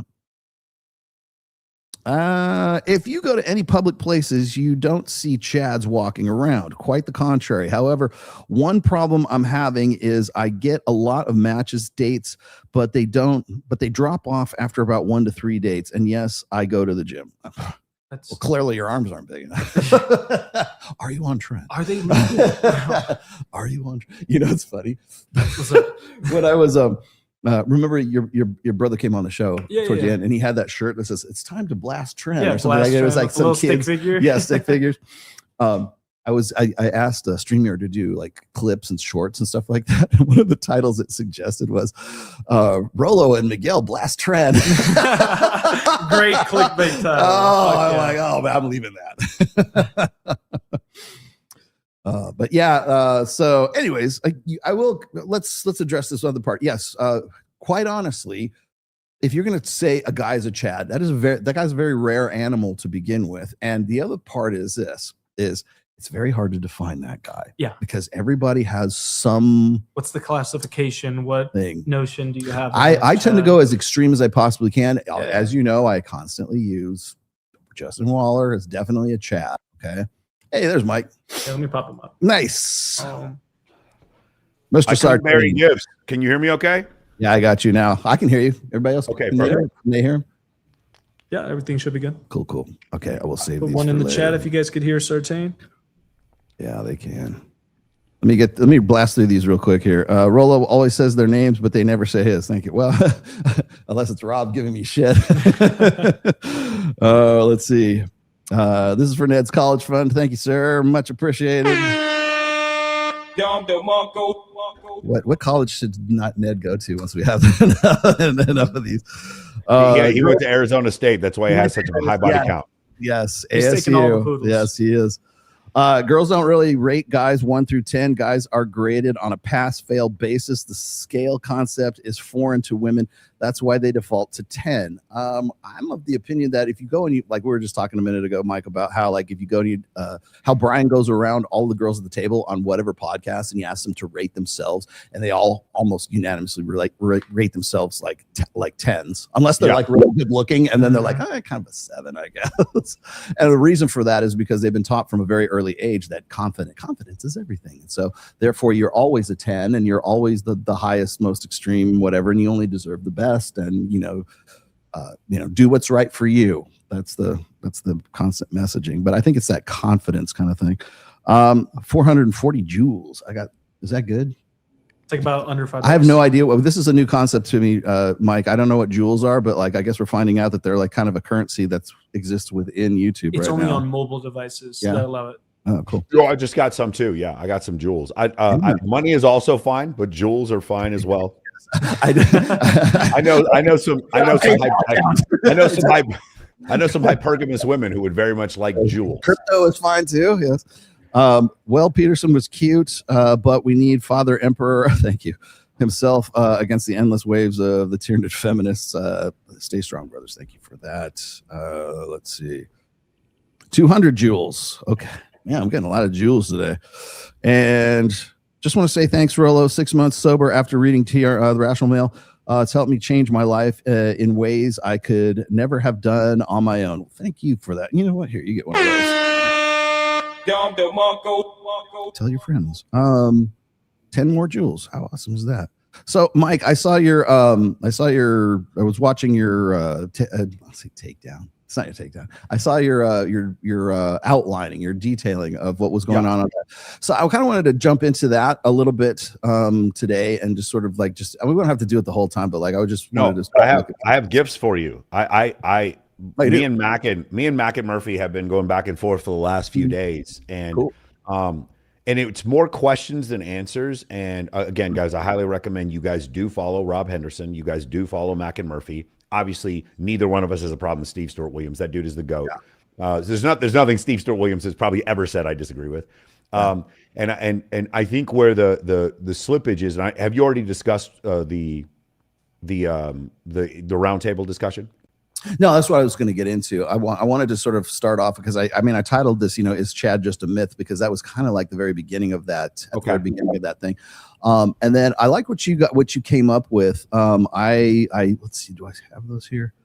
I have numbers. I had Claude Code. Is it these numbers right here? It's these numbers right here. Yeah, so let me explain this to you for you guys who see this on the. Can you show the first one? Actually, you know what? I'll do it for you. I have this one too. Is that the one? Okay. Let me explain to you the discussion here. I went and had a discussion with Mac and Murphy after the whole Chad the Myth thing came out, and Chad the Myth. So there's a couple things that I wanted to point out. Number one, the name of the title of the video, that was a clip out of the long what's it called? A live stream roundtable, was that Chads are not taking all the women. Now, I understand how YouTube works. You need to post stuff like that in the algorithm to spark up controversy. No one on this side is saying Chad is taking all the women. I hope you guys understand that. Like, there are memes with the guy with the big jaw or whatever, but no one thinks Chad takes all the. I hope you guys understand that Rolo nor myself thinks that there's a group of men who take all the women. There's a group of men at the top who a lot of women desire, and those men can sometimes screw up women's ability to recognize what they can and cannot get to commit to them. But no one's saying that there's a top 5% of guys who are having sex with 100% of the women. I hope you guys don't believe that, okay? That is not the case. Now, the numbers are skewed. They're very skewed, but it's not 1 to 99. You with me on this, Rolo? Yeah.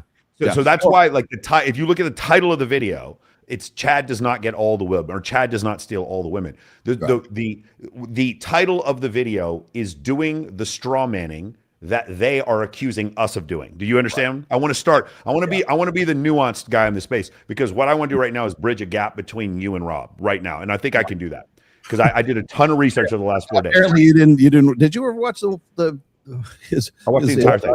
His love for me on no, I've never seen it. I've never seen it, but I actually think that has something to do with something else, and we'll go over that at the end. So me and Mackin and I, we have these discussions. I'm in the gym. I message Mackin and I'll ask him. I'll send him stuff. And the other one is Steve. Steve and I, we write back and forth all the time. So I'll sit there and I'll talk to them. And I said, hey guys, can you look at this GSS data? So let's go over the GSS data. Do you have the original one that's got the pie chart? Do you have that one? I have this one. Okay, this is fine. So this is the mean number of male sexual partners by women. This is a made up, guys. I made this using Hermes Agent with ChatGPT 5.6 Soul. That's how I made this one. Okay, go back to the other one with the two. This one right here. I use Claude Code. I use the same. I use Claude Code to check the data and compare the two to each other. So first thing I want to explain, and I say this every single time I do a show: agentic AI or you die. That took me 8 minutes to make. I had 3 different AI models check it. I sent it to Mac and it looked good to him. You guys really should learn how to do this stuff. And I've said this a million times. For the people who really hate hypergamy, you guys got to get rid of the GSS because it is kicking your ass. Every time somebody makes up some nonsense about us lying or making shit up or about cheating or whatever, all you gotta do is go to the GSS and it proves everything we're saying right. So if I'm Destiny, Jasmine Jafar, Farha Khalidi, if I'm any of these male panders, Chris GQ Perry, Derek Jackson, you guys got to get together and burn down the GSS because it is curb stomping you every week. So let's go back to the GSS data real quick. If you guys want to have some fun, run GSS numbers on your own. Use an agent to do it. The mean number, let's go back to the mean number of sexual partners for men and women. So you guys see in the 99th percentile, it's 287 for men, and it's 99th percentile, it's 108 for women. And then let me ask you guys real quick. Kyle, I'm curious, Rolo, does that seem like a super high number for you for men? 287 is the mean for men. What do you guys think? The mean. That means not. I think it just kind of depends on the sample size, but like no. Time out. This is the entire United States. 287 is not the mean for men. It's the mean for the top 1% of men. Right. Does that seem too high or too low for you guys? What do you think? Seems too low. Yeah. Every guy I've talked to has said the same thing. I think it's too low as well. I think that number is too low. You see true like men. Because here's the main difference I want to make. So let's look at the 90 to 99th on the right and 90 to 99th on the left, and you add up the numbers, and it's about 2.5 or 3 to 1. We can take this graphic down real quick. I just wanted you guys to see those numbers. And also, I actually put it up one more time. Let's look at the bottom. You guys see at the bottom real quick. Third of men. Third of men, 0 to 1 sexual partners. For women, that's an average number. If we get more into the details, there are fewer women who are going without sex than men. You can take this down. If you want to read Deborah So's book, it's about 20% of women and about 33% of men are having no sex at the bottom. That's fine. The discussion is about Chad right now. We can get into the incel discussion later. So in this discussion about Chad, the thing that we're saying is the myth of the Chad is that the Chad is getting a bunch of women. And so when I show this data, what it shows there is that the top 10% of men, if you were to do the math there, get about 50% of all the sexual interactions. The top 1% gets 20% of the sexual interactions. The next 4% gets about 24% of the interaction. No, that's not right. Like 14 or something. I'll look it up right now, but it adds up to 58%.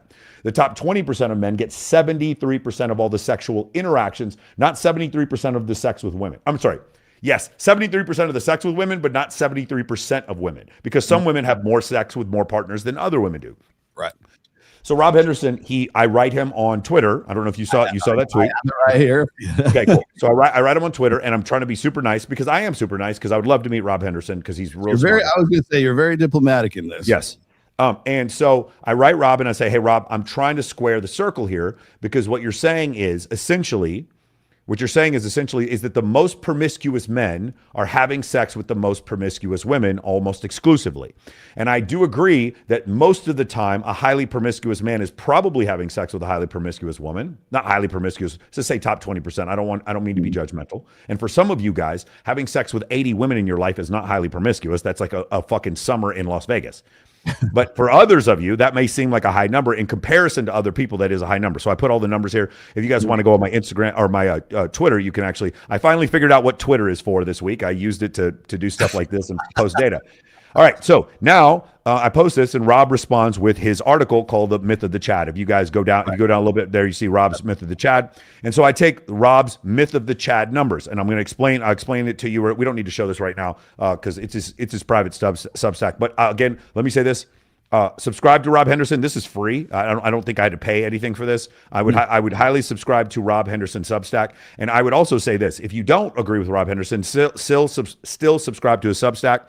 We all need to be subscribing to more people we disagree with. Let me say that again. We all need to be subscribing and listening and following to people we disagree with. If for no other reason than to get out of this fucking algorithm that they're all trying to trap us in. They're all trying to trap us in this algorithm, okay? The algorithm that you're being trapped in puts you like you're conservative, so it pushes you closer and closer to like flat Earth, and the moon landing is faked, and it pushes you closer and closer to these weirdo conspiracies that make you seem like a nutbag.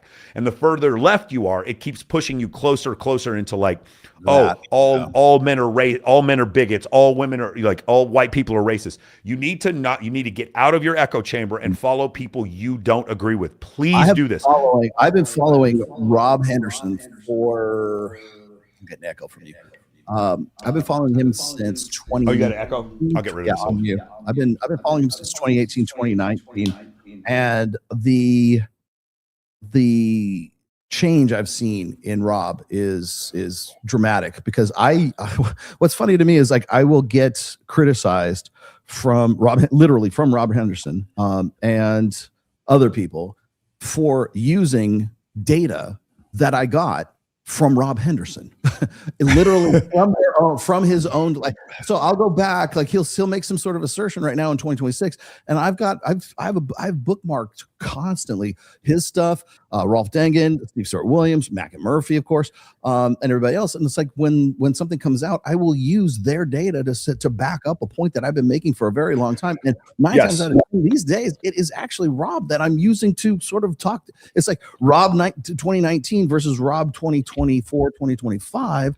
And I'm just like, all I'm doing is just, has your opinion changed on this? Because I picked up the data from you, but you're criticizing the red pill for, using your data to prove a point, right? So again, I started subscribing to Rob back in the day because I quite honestly, I love his stuff. And I thought he was like, especially when he was, I got a lot of reading material from, I think I've mentioned this book to you before. It's called Positive Evolutionary Psychology. Unfortunately, there is no Audible for it, but I have the book, and it's one of the most fantastic books I've ever read. And it was because of him. He was the one who was like, quotes from it. And I'm like, this is great. But like now it's like I'm trying to fight against 2026 Rob Henderson with 2019 Rob Henderson. If I was going to make a very reductive explanation of this, it's our association with people who honestly don't agree with Rob. And let's just use the extreme, our association with, like, say, Myron. It's not say anything bad about Myron, but in Myron's case, Myron is antithetical to what Rob believes.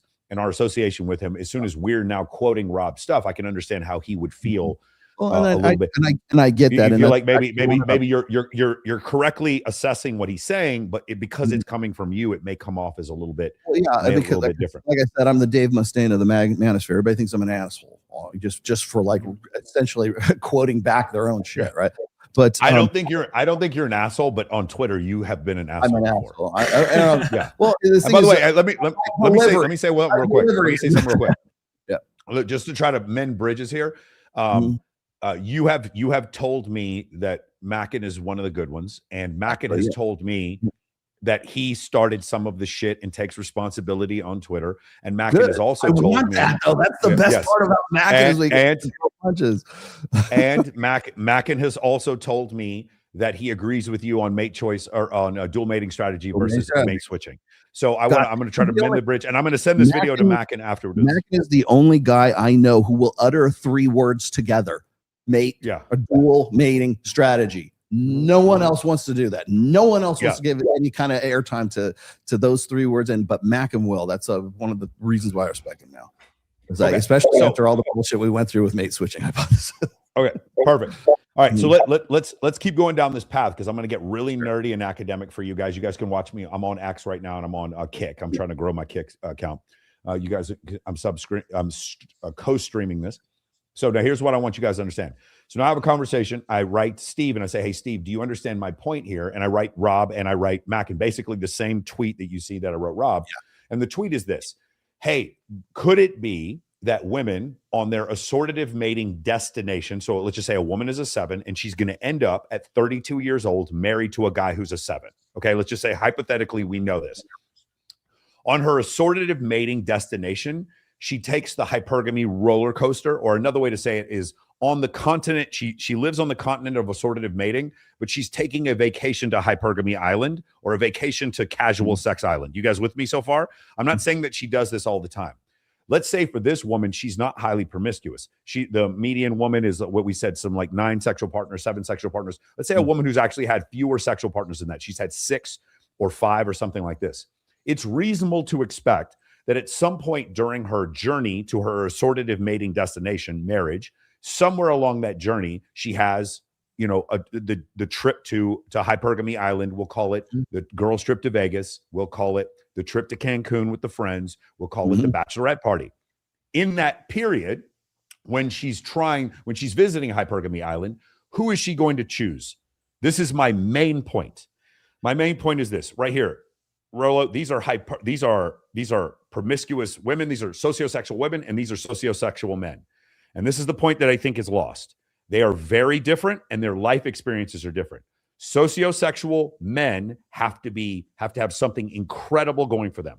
I don't care how repugnant or immoral or disgusting this sounds, but a man who has sex with 287 women has something going for him. And he definitely has something going for him more than a man who's trying to have sex with one woman and no women will have sex with him. I hope that doesn't offend any of you, okay? I'm not telling you to have sex with 287 women. What I'm telling you is that a man who's had sex with 287 women and he's not hiring sex workers has something desirable about him. For a woman to have sex with 287 men, that's just 6 semesters at Arizona State. She could be overweight. And I'm not trying to denigrate women. What I'm saying is for a man to have that high number of sexual partners, he must be promiscuous and desirable. For a woman to have that many sexual partners, she just must only be promiscuous. Does everybody understand what I'm saying here? Do you guys understand the difference? So my point is, when we talk about highly promiscuous men, we'll use a few. Let's say George Clooney. Let's use Leonardo DiCaprio, and let's say Derek Jeter, like world-class Lotharios, like those guys. My question to you is this, okay? If you think about a porn star who offers up her sexuality and shows a high level of promiscuity, men find her attractive because sex with her would be easy. So meaning her promiscuity alone or her lascivious nature alone makes men want to have sex with her. But for guys like Leonardo DiCaprio, when we talk about George Clooney, or if we talk about Derek Jeter, what is it that makes women want to have sex with them? Do women want to have sex with George Clooney because George Clooney is a slut, or do they want to have sex with George Clooney because George Clooney is desirable? Which is it, Rollo? Because he's desirable. Because he's okay. You with me? Yes. Do you understand? Hold on. I'm trying to really make this point academic and bulletproof here. You guys understand? Women want to have sex with sociosexual men because sociosexual men are desirable, not because they're sociosexual. Men want to have sex with sociosexual women because they're sociosexual. Does anybody understand what I'm saying? Men want to have sex with slutty women. Now, they could be attractive, but men want to have sex with slutty women because they're slutty. Women want to have sex with slutty men because they're attracted. Two different things. So if we take that logic and then we extrapolate it to the next idea, what would happen is then we look at Rob Henderson's data. Top 20% of men are having sex with 73% of all sexual interactions. Top 20% of women are having sex with 65% of men in all sexual interactions, which kind of slightly proves my point in the beginning. So I run the data, and basically, if we look at the overlap, the belief that a lot of these people we don't need this. This is not the data. I'll show it to you in just a second. The belief is if you want to go ahead and pull up, Kyle, if you want to pull up the thing I just shared and put us off to the side there. Yeah. So the belief is, and this is where I had an issue, was that if it's only the most highly sexual men are having sex with the most highly sexual women, then it's nothing for you to worry about. You don't have to worry about meeting your future wife and her being run through by Drake and Future and all these, because only highly sexual. I don't know, Drake's the example you want to use these days. Yeah, no, but the argument, and by the way, it's not really Rob Henderson making this argument. It's more like Greta Devereaux, that woman who ran off with clavicular. It's women. It's people like her. It's people like the black offender. I forgot what his name is. These other content creators who are just pandering to women. They make the argument that hypergamy isn't real, and the only women that are hypergamous are the women that are only really sexually slutty, and that's it. So what I did is I basically took me and Mackin went back and forth, and I got a Q&A, and then this is what we came up. This is the real research text. So scroll down to Rob's numbers check. Oh, actually, I'll do this. What am I talking about? It's me. It's in this. Okay, cool. Rob, so we're going to start from the beginning. So here's the real quick. Here is the hypothesis I came up with. I just want you to understand. And I don't mean to put numbers in Rob's mouth, but I'm just going to use this to make it make sense. For me, the Michael Sartain hypothesis is that highly sexual men or highly promiscuous men, the top 20%, these men are having sex with 60% sociosexual women and 40% non-sociosexual women. You with me? So 60-40. Rob's hypothesis, and again, I'm putting numbers in his mouth, and if I'm wrong about this, I apologize. Rob's hypothesis is that 80 to 90% of the sexual interactions that highly promiscuous men are having are with highly promiscuous women, and 10 to 20% are with non-highly promiscuous women. You still with me? Yeah.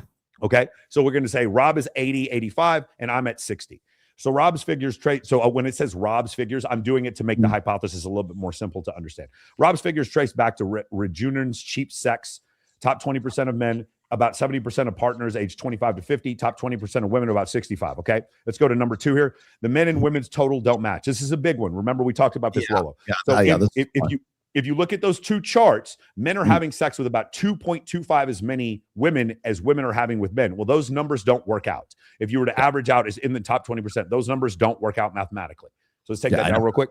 Well, look, I was going to say that the 99th for women is 108, where the 99th for men is 287. That's quite a discrepancy right there. Yeah. So the men report. So this is where I was showing this to Mackin, and this is where Mackin was like, "Hey, yo, you're right. Like these numbers don't match up." The men's mean average number of sexual partners 13.94. For women, it's 6.21. That's a pretty big difference, right? It's 2 to 1. It's more than 2 to 1.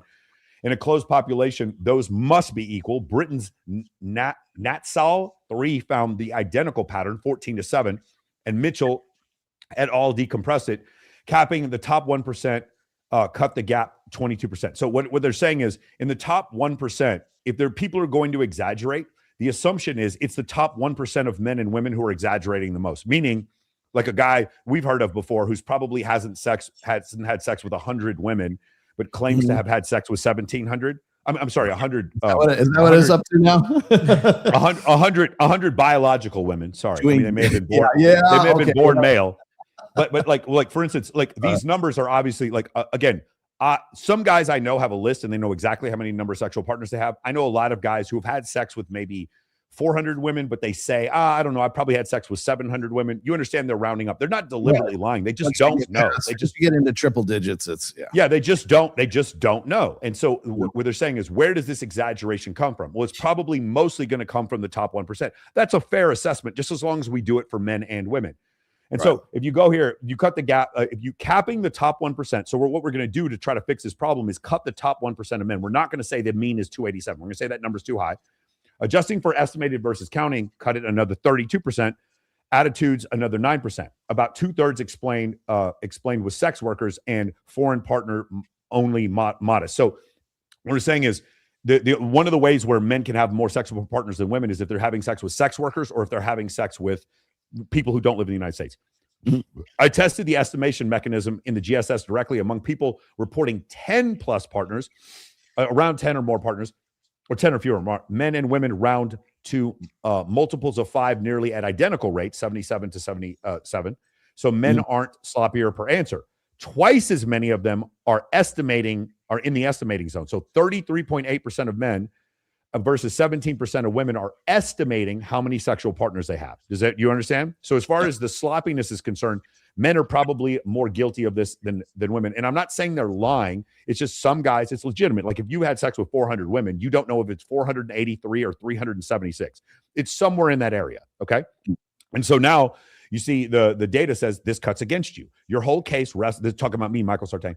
This cuts against you. The whole case rests on the top men having 2 to 3 times gap, which lives exactly where the data is worst. Cap both sexes at 50 partners, which I think is way too low, but we're going to do that for this example.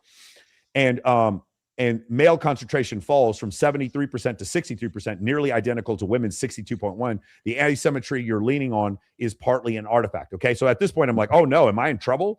So here we go. Let's test both hypotheses. So we go here. Both hypotheses tested. I built a partnership mixing model, iterative proportional flirting. And by the way, I want to go over this real quick. For those of you who are wondering about the stereotypes about different AI models, I'm going to say this. Overall, ChatGPT, I still think is the best. Its ability to use agentic is phenomenal. Its ability to do reasoning is tremendous. Its ability to do research using an agentic model like Hermes is superior to everything I've ever seen. But Claude is better at human-type reasoning. Claude, because I did the same study with ChatGPT and Claude. ChatGPT kind of gave up at this massive round estimation. Claude took it way, way, way deeper. This is Claude code using Opus 5.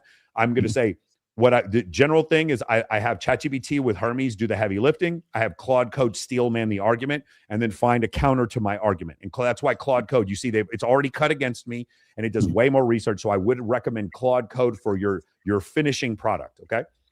If you guys saw me, when you guys see me do the debate against Maverick Approach, the reason why I kicked the living crap out of him is because of the fact I use Claude code. Yeah. So again, all respect to Maverick for being controversy, not a controversy, being a conspiracy for being a conspiracy theorist. Maverick Approach is a very good debater, but he was not ready for the fact that I had a counter to every single one of his arguments, and it's because I did what I just showed you right here. All right, so now let's look at this.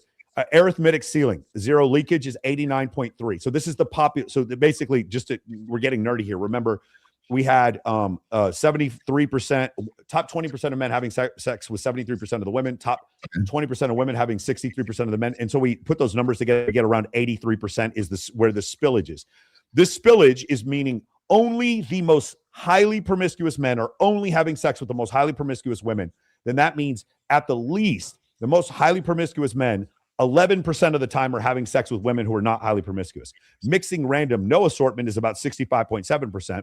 Observed assortedness is R equals 0.36, which is about 73.9%. Rob's hypothesis, like I said, was 80 to 90%, which is twice the number we've already seen. And we'll go over where that number comes from. You see up at the top there, Spearman P equals 0.36 from 502 real couples in Montreal. So it's actually looking at the assortative partner count, meaning how often are you sleeping with someone who sleeps with about as many people as you do?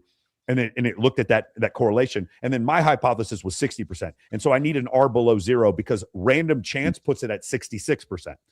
Rob's assortatively roughly double anything ever measured for behavioral trait. You need a negative assortativity. Top men actively avoiding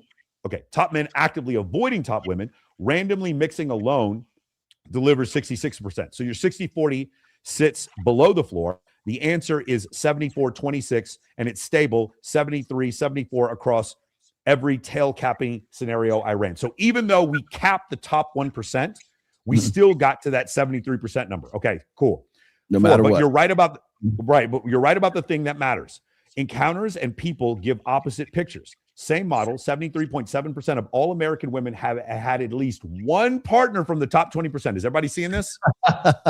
There it is. There's your smoking gun right there. And here's your smoking gun. And 97% of women in the ordinary middle of the distribution, robust to capping the male tail, 69.9 to 73.7. So, hold on.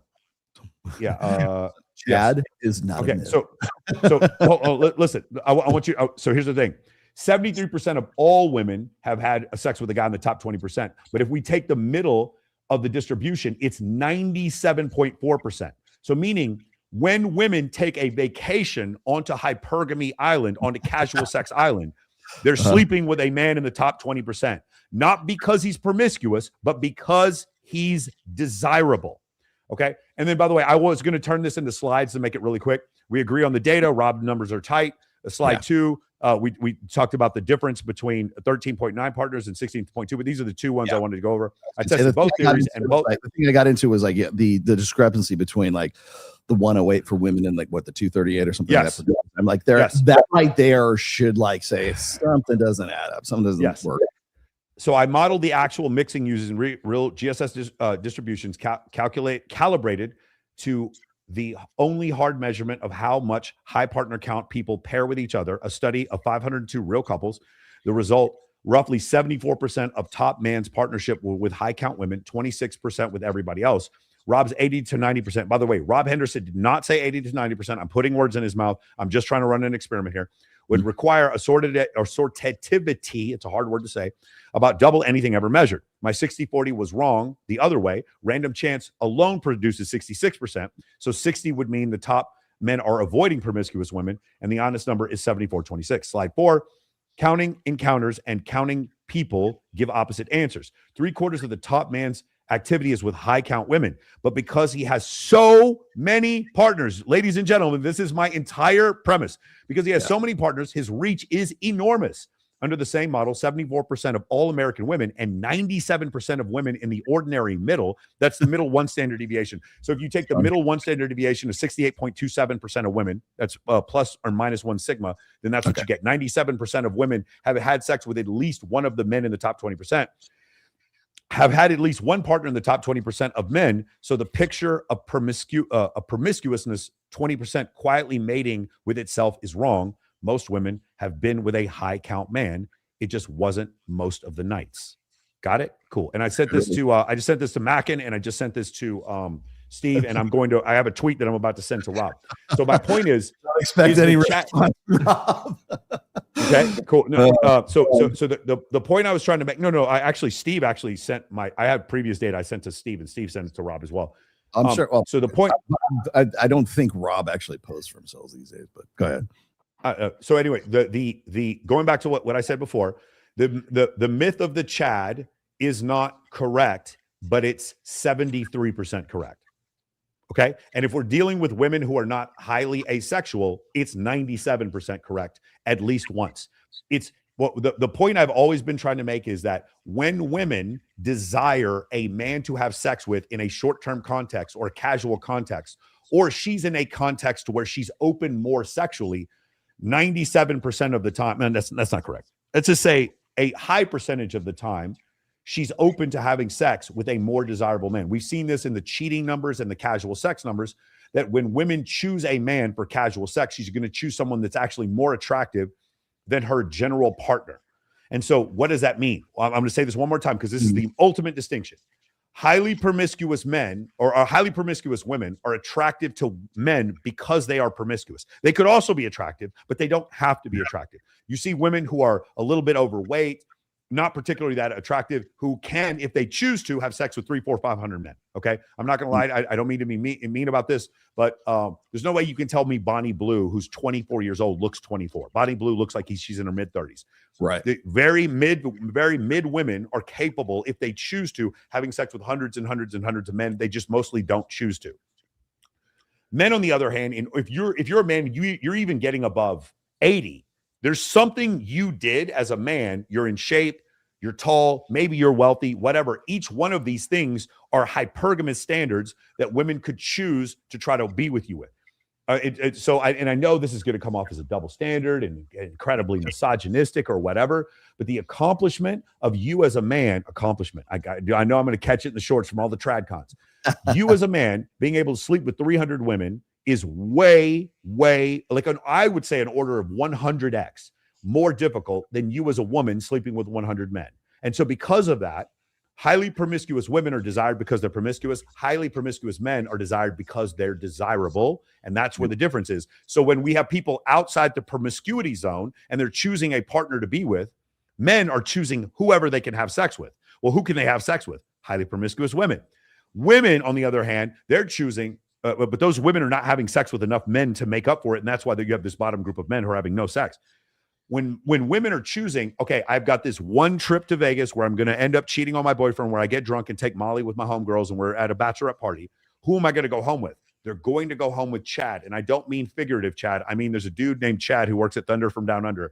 They're going to go home with Chad. Like Chad. They're going to go home with the fucking Ryler. Brock. They're going to go with Brock. They're going to go home with Brock, the bartender, Victor, the VIP host. They're going to go with Steve, the male stripper. They're going to go home with him. This man happened. And I have a lot of friends who are, I live here in Vegas. For some reason, all the male strippers here watch my show. They're all friends of mine. They come up to me and say, hey, man, I love your show. It's really good. These guys, when I talk to them, 287 is like 2 summers in Vegas for them. These guys are just running through women constantly.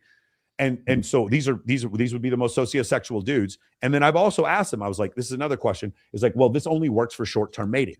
And my answer to that is it works for short-term mating if the man wants short-term mating. I will tell you, if you're a man and you're highly desirable to women and hundreds of women want to have sex with you, the proportion of those women that would be open to a long-term relationship with you is really high. And I would say it's higher than 25%. I'll tell you, as a guy like myself, whenever I go out with these women, I host these. I'm not going to talk about my body count. What I am going to say is if you look on my social media, I look like one of these sociosexual men for sure. And I will tell you, of the women that I end up dating, almost all of them want a long-term relationship with me. Almost all of them. All of them. And several times I'll get the question after we've been sleeping together 3 or 4 months, what are we? Why? When are you going to ask me to be your girlfriend? I would say far more than 50% of the time I get this. Okay. So my point to you is, while this short-term hookup culture may exist, it's short-term because the men, for the most part, are choosing it to be short-term. I'm talking about of the most promiscuous men. In general, I think women are choosing whether or not this becomes a relationship. I think with the most desirable men, the men are choosing whether or not this becomes a relationship. Women, the gatekeepers to sex; men, the gatekeepers to a relationship. And so my point to this whole thing is, Rob is right. Rob is 75% right and 25% wrong. Maybe that's a better way to say it. Set 28% wrong. I do believe that men, somewhere in approximately between 28 and 30% of the time, the most promiscuous men are having sex with women who are not promiscuous, like very much not promiscuous at all.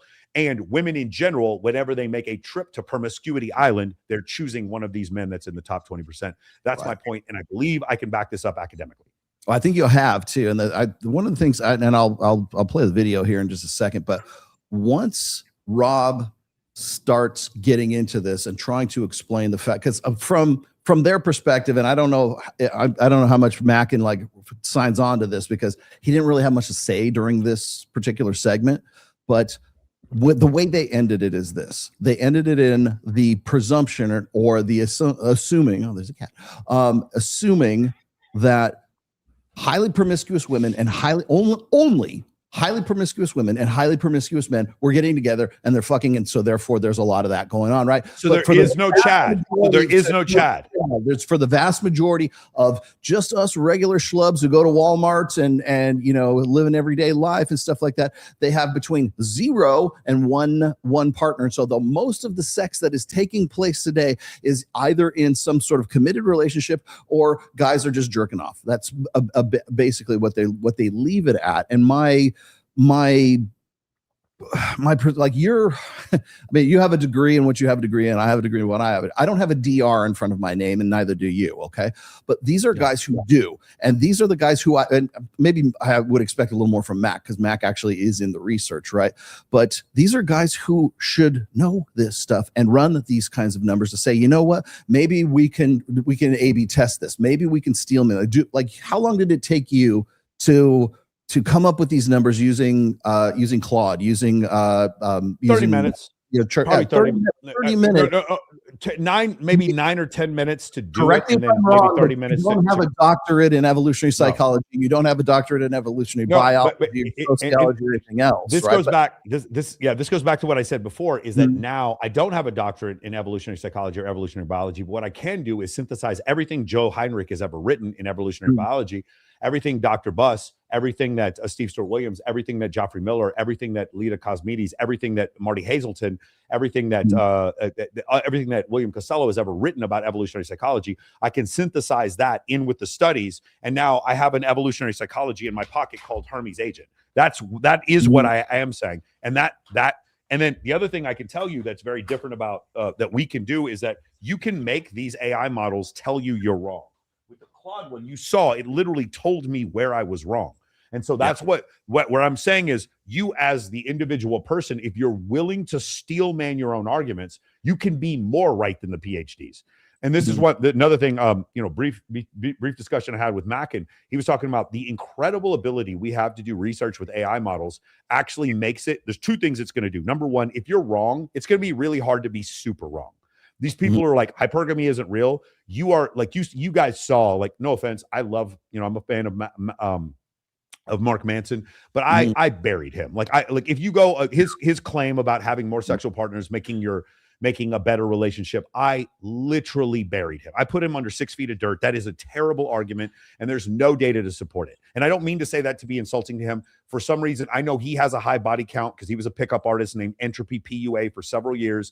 And he's trying to say, well, I have a high body count and I'm in a happy marriage. Therefore, this makes sense for everyone else. And I get that's what he's doing, but his argument did not stand up to the scrutiny at all. And it was really bad. Like, it was worse than the guy who said that gravity wasn't real. He had more arguments, more coherent arguments than Mark Manson did. And when it came to this one subject, okay?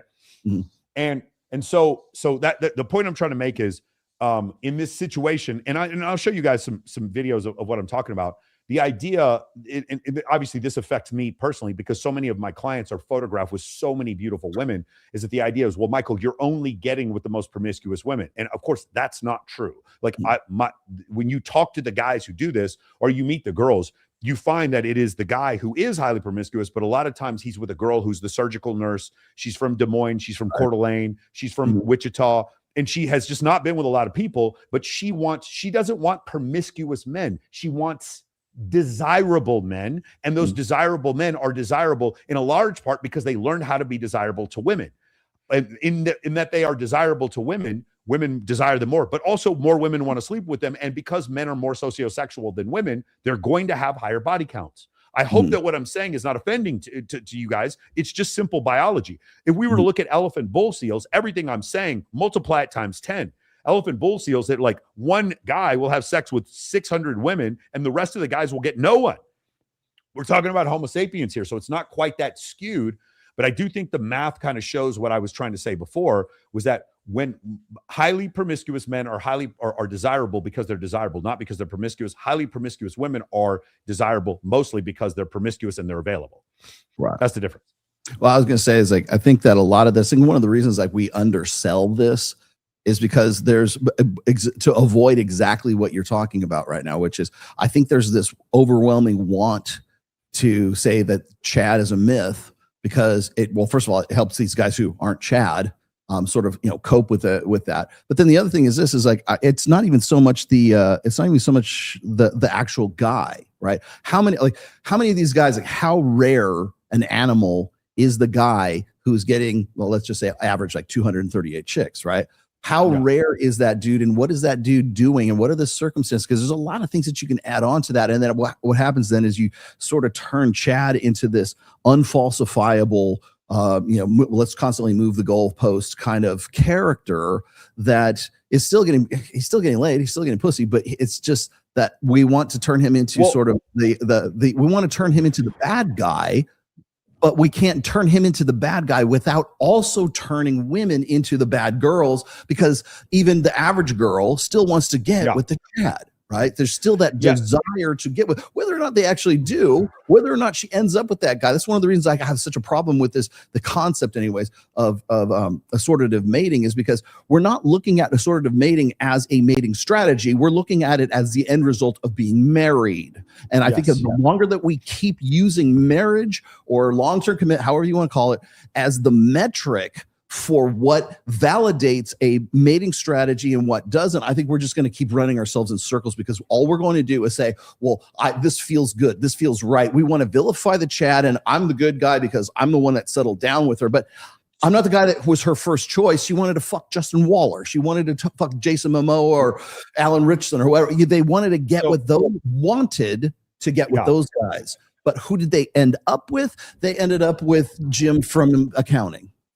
Yeah, so there's another part of this, and I don't want to get too far in the weeds here, but the difference is, I also, as a man, I can be hyperandrous. I can look at really attractive women and say, I desire those women. I can say that as well. The difference is the female equivalent of Drake is not inviting me to a party to give me gifts and then to try to have sex with me. Whereas the male equivalent of Drake could invite 200 women to a party and have sex with all 200 of them, and probably does. That's where that's the massive disconnect here, is that the fantasy for women, the fantasy for men ends at DMing the model, and then she just doesn't respond. So here's the request folder in Instagram. It goes like this, and then here's where the fantasy ends. For women, the fantasy goes through the request folder, and now all of a sudden she's getting tickets to an away game for the Dodgers. If this sounds oddly specific, it's because it is. She gets away. I know a girl, she basically would find someone on the DL, whoever was playing the Dodgers. She lived in LA. So say the Dodgers are playing the Angels, or the Dodgers are playing the Giants. She finds someone who was injured on the Giants, and she said, hey, she just liked one of his photos. And she's this huge Playboy model. And then the guy would write back, and she'd be like, hey, I was wondering if I could get tickets. And then all of a sudden she ends up going to all these Dodgers game with away player tickets for free every time she goes out. She did this all the time.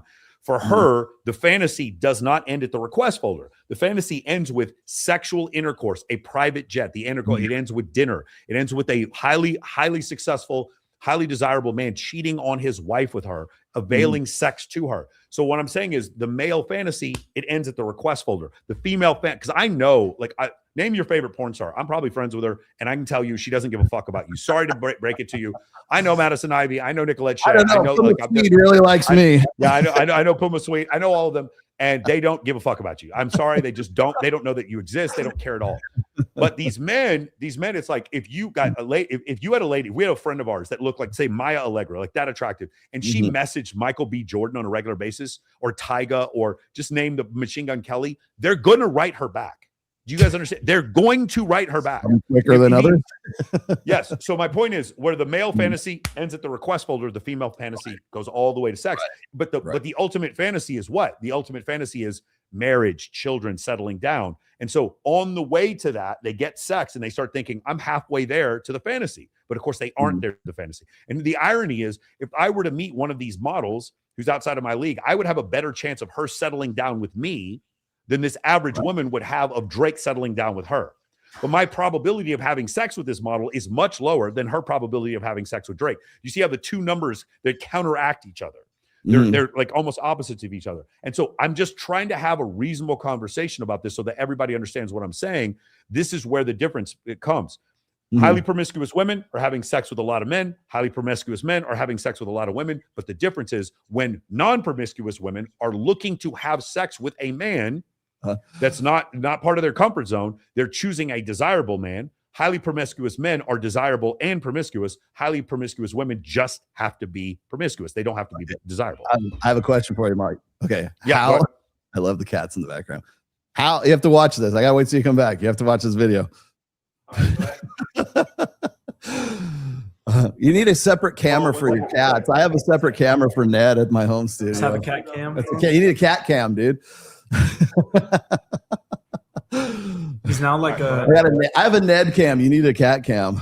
Yeah. All right. So, what are the odds that this chick gets with Drake? By the way, you can look me dead in my eyes. If you say do it, I would. Okay.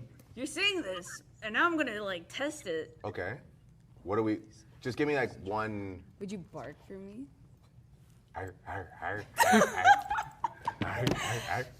Good boy. Yeah. I get. Yeah, you know what the role play. I'm would like, be- I know exactly what to do. you know here. what? Everybody's saying Drake fell off after that one. I think she's attractive. What's her name? Lynn something? I forgot. I get it. Her name is Bella. I know her actually. She actually lives in Vegas. I tried to get her on our show before. Are you sure? Yes. She's the one with the fangs. She was just recently on. I think that Bella you're referring to is a different one. That girl's name's Kazumi. There was no. I know that it's Belle because I have her on Instagram as a matter of fact. Maybe she's going by a different name, but that chick, the goth chick with the vampire thing, it's like both me and Jake Monroe know that chick, but she lives in Vegas, and I've tried to reach out to her to get to her after the balloon pop because she was on a balloon pop show not too long ago. And now I don't know how she got out because she was one of like 4 or 5 other chicks that were on this show, and then she had Drake just like, and it's a bit. I get it. It's scripted. I'm sure he's doing this for effect. I can't imagine this is like the real Drake doing this kind of stuff. But man, Myron. Hey, man, listen. I don't mean to call you out here, but that's not who that is. That's Lynn Lamar. Her name is Lynn Lamar. I don't think she's from Vegas either. I think it's a different woman. Hold on, I've got the chick right there. It's Bella something or other. No, man. I'm going to show you real quick. Lynn Lamar, IG. Hold on, I just sent this to. Oh wait, I just sent this to. Hold on, Jake Monroe. Jake will have this. Jake did a whole thing on this today. Yeah, her name is Pikachu W. Here, can you wrong, share my screen? Wrong chick. Here's the chick right here. I got her right here. Here, let me put this up. Okay, hold on. Can you put up my screen real quick? I'm going to show you something. I will. Yeah, 100%. This is the girl. She looks an awful lot like. Yeah, this is Pikachu WU. This is 100% the girl. Okay, this is the girl I'm looking at right here. This one. No, that's not her. She does not have this girl. That is not her. That girl does not have. She's a dead ringer for that chick, though. So I look. There's no ink on her left shoulder, and this girl that you're showing me, Bella. Does not the have other one breast. does have ink. Yeah, I guess you're right. Yeah. No, the girl. If you want to pull up mine again here, the girl right here is Yeah, add that to stage. Yeah. There you go. So right here, this girl is the one he chose, and she's German and Latino. But yeah, no, this girl has breast implants. Like God, they look just like each other too. God damn. Yeah. Well, the one I showed you, she actually is in Las Vegas. That Bella chick. This one got chest Yeah. genetics. Yeah. So Man, like this, they and fucking twins, man. Look at them. yeah. But again, she's like, I get it. Like this is a mass appeal thing. Thanks too. Okay, it was an easy mistake. Easy mistake. Holy shit, though. They look a lot alike. Yeah. I think I like better. Trust me. Trust me. If a girl does or does not have breast implants, I don't have a PhD. You know I it. got a PhD in that. Every chick in Vegas with big tits. You are. Well, I'm surprised you don't know the other one. It was pretty. Yeah, it's pretty easy to find her, but she's a pretty popular content creator. So I think it was a good move by him, and I'll tell you why. Because she's Hispanic and she's German and she's goth. And so I don't know what he chose her for, but like I get it. I definitely would have been very disappointed had he chosen Lena the Plug. Yeah, you see, Lena the Plug was one of the 3 girls. Well, she was one of those. Well, before you came on, we were joking around saying like, well, I can't wait until because it's Drake, right? So like everybody thinks that Drake flies these girls out to Miami or whatever to hang out with them. And it's like, so now we can go down to Brickell, like buy Moxie's and put out a table and just like wait for all the girls to come by that are all drunk because they're all going to dress goth now all of a sudden so they can get with Drake. Yeah. Oh man. Yeah. Let me one more thing here. I'll bring the video up. But I was gonna one of the things I wanted to sort of pick your brain over is that when Rob starts going into the details, like I was saying before, if I can be critical of Rob of anything, I just don't think he's thorough enough. I mean, I like Rob, don't get me wrong. I kind of have this love-hate relationship with him because I know he hates the manosphere, and I know that anytime they can like sort of dispel something that is they think is some sort of like manosphere trope, they will try to. Yes. I don't necessarily, especially in this situation, I obviously you can see the inaccuracies right there. Had they been a little bit more, had Rob been a little bit more thorough, he would have done this. Rob did not for that though, you know. Rob did not say a number that he thought that sociosexual and non-sociosexual were mating. He just said most of the time. to something to that extent. So I don't want to say Rob is wrong, but I wanted to be more right. And I think that 73%, 28% number is more right. 74, 26% number. I think that's more right. And that kind of lines up from what I know a sociosexual guy somewhere. I know one, and I will tell you that lines up way more with what I've seen in those situations. Well, what's even crazier? Hold on. What's even crazier? Hold on. I want to say one thing. What's even crazier is the sociosexual guy who's sleeping with highly sociosexual women, and those women want long-term relationships with him as well. That is the mind. The craziest part of them all. My homeboy, I don't know if you guys know Damon Dice, he's a porn star. He lives like in a building next to me. He's got a girlfriend she's not promiscuous. She doesn't do adult work. She doesn't do anything like that. And she's in love with him, and she wants a relationship with him while he's still filming porn. Like it's very, I see this more than I see the opposite, to be honest with you. Well, I mean, it's the same thing. It's still dumbfounding for people to listen to, like, Kristen, like Justin Waller's wife, like say what she says, or hell, I mean, even your situation, like a lot of people think that, like, they can't believe that's true. They can't believe hypothetical situation. I don't have a situation. Hypothetical situation. Hypothetically, so, well, okay, your previous situation. You go. They can't wrap their heads around the fact that that is actually a possibility. And again, it goes back to a red pill point that women would rather share a successful alpha than be saddled with the faithful beta, right? And the more women are in control of their own long-term security, and I'm not saying it's right or it's wrong, I'm just saying that the more that they're able to carry on the long-term security side of hypergamy, dual mating strategy, right? The better able women are to be able to provide for protection, provisioning, and for parental investment. The better they have control over that, what are they going to focus on? Well, the only thing that's left over is alpha fucks. They're going to be looking for the guy who is the hot guy in the foam cannon party in Cancun on spring break. They're going to be looking for the guy who is the guy who is the sociosexual Chad that they're going to be after. And so therefore, like, you and I can see this because we're a part of this, but everybody is going to go and say, well, you guys live in Vegas, so you have a different frame of reference than anybody else. But the fact is when you run the numbers, yes, regular women still want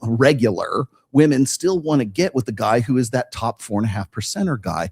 And when that guy, like you said, your porn star friend who has a regular girlfriend, it's beyond the pale that a girl would say, he's so high value that I want to stay with this guy, even though he's still filming porn, or even though I think there's another part that we're missing, and that is highly desirable men, whether they're promiscuous or not, they do not specifically choose to be with women who are promiscuous.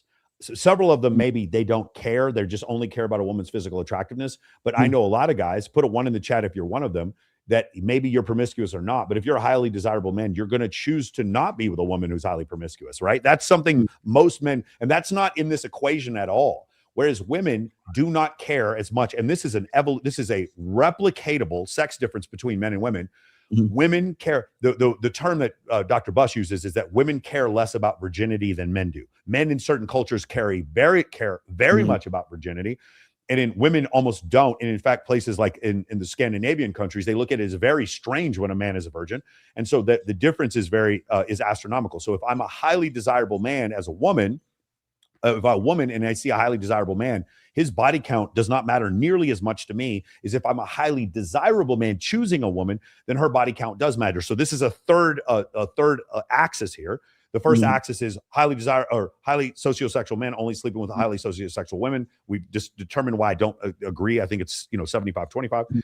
And then of the women who want to take a trip into highly desirable man lane, or take a trip into promiscuity lane or promiscuity island, they're going to take a trip with a man who's more desirable. Highly promiscuous men are more desirable. Highly promiscuous women don't have to be desirable. They could just have to be promiscuous. And so because of that, correct. And the third one is highly desirable men get to choose which women they want to be with, and often choose women who are not promiscuous. And so these three things together kind of lend credence to my point.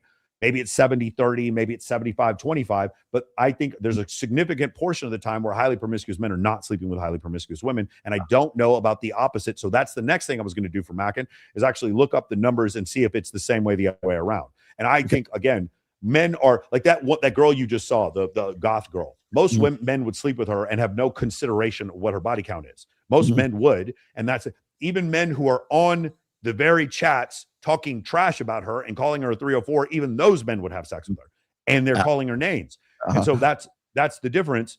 And so because of that, that's why I'm saying like there's this massive difference between the two things. She happens to be attractive. I don't know if she's promiscuous, but she happens to be attractive. In the case of Lena the Plug, she's kind of both, right?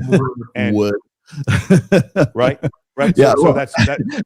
But I have no problem with that. So the next thing I wanted to point out is that all of everything we've talked about thus far, especially with the Chads and women wanting to get with, like, what we say, 73%. We wanted those women, like a normal chick, still want to get with the Chads. Then we transition into this.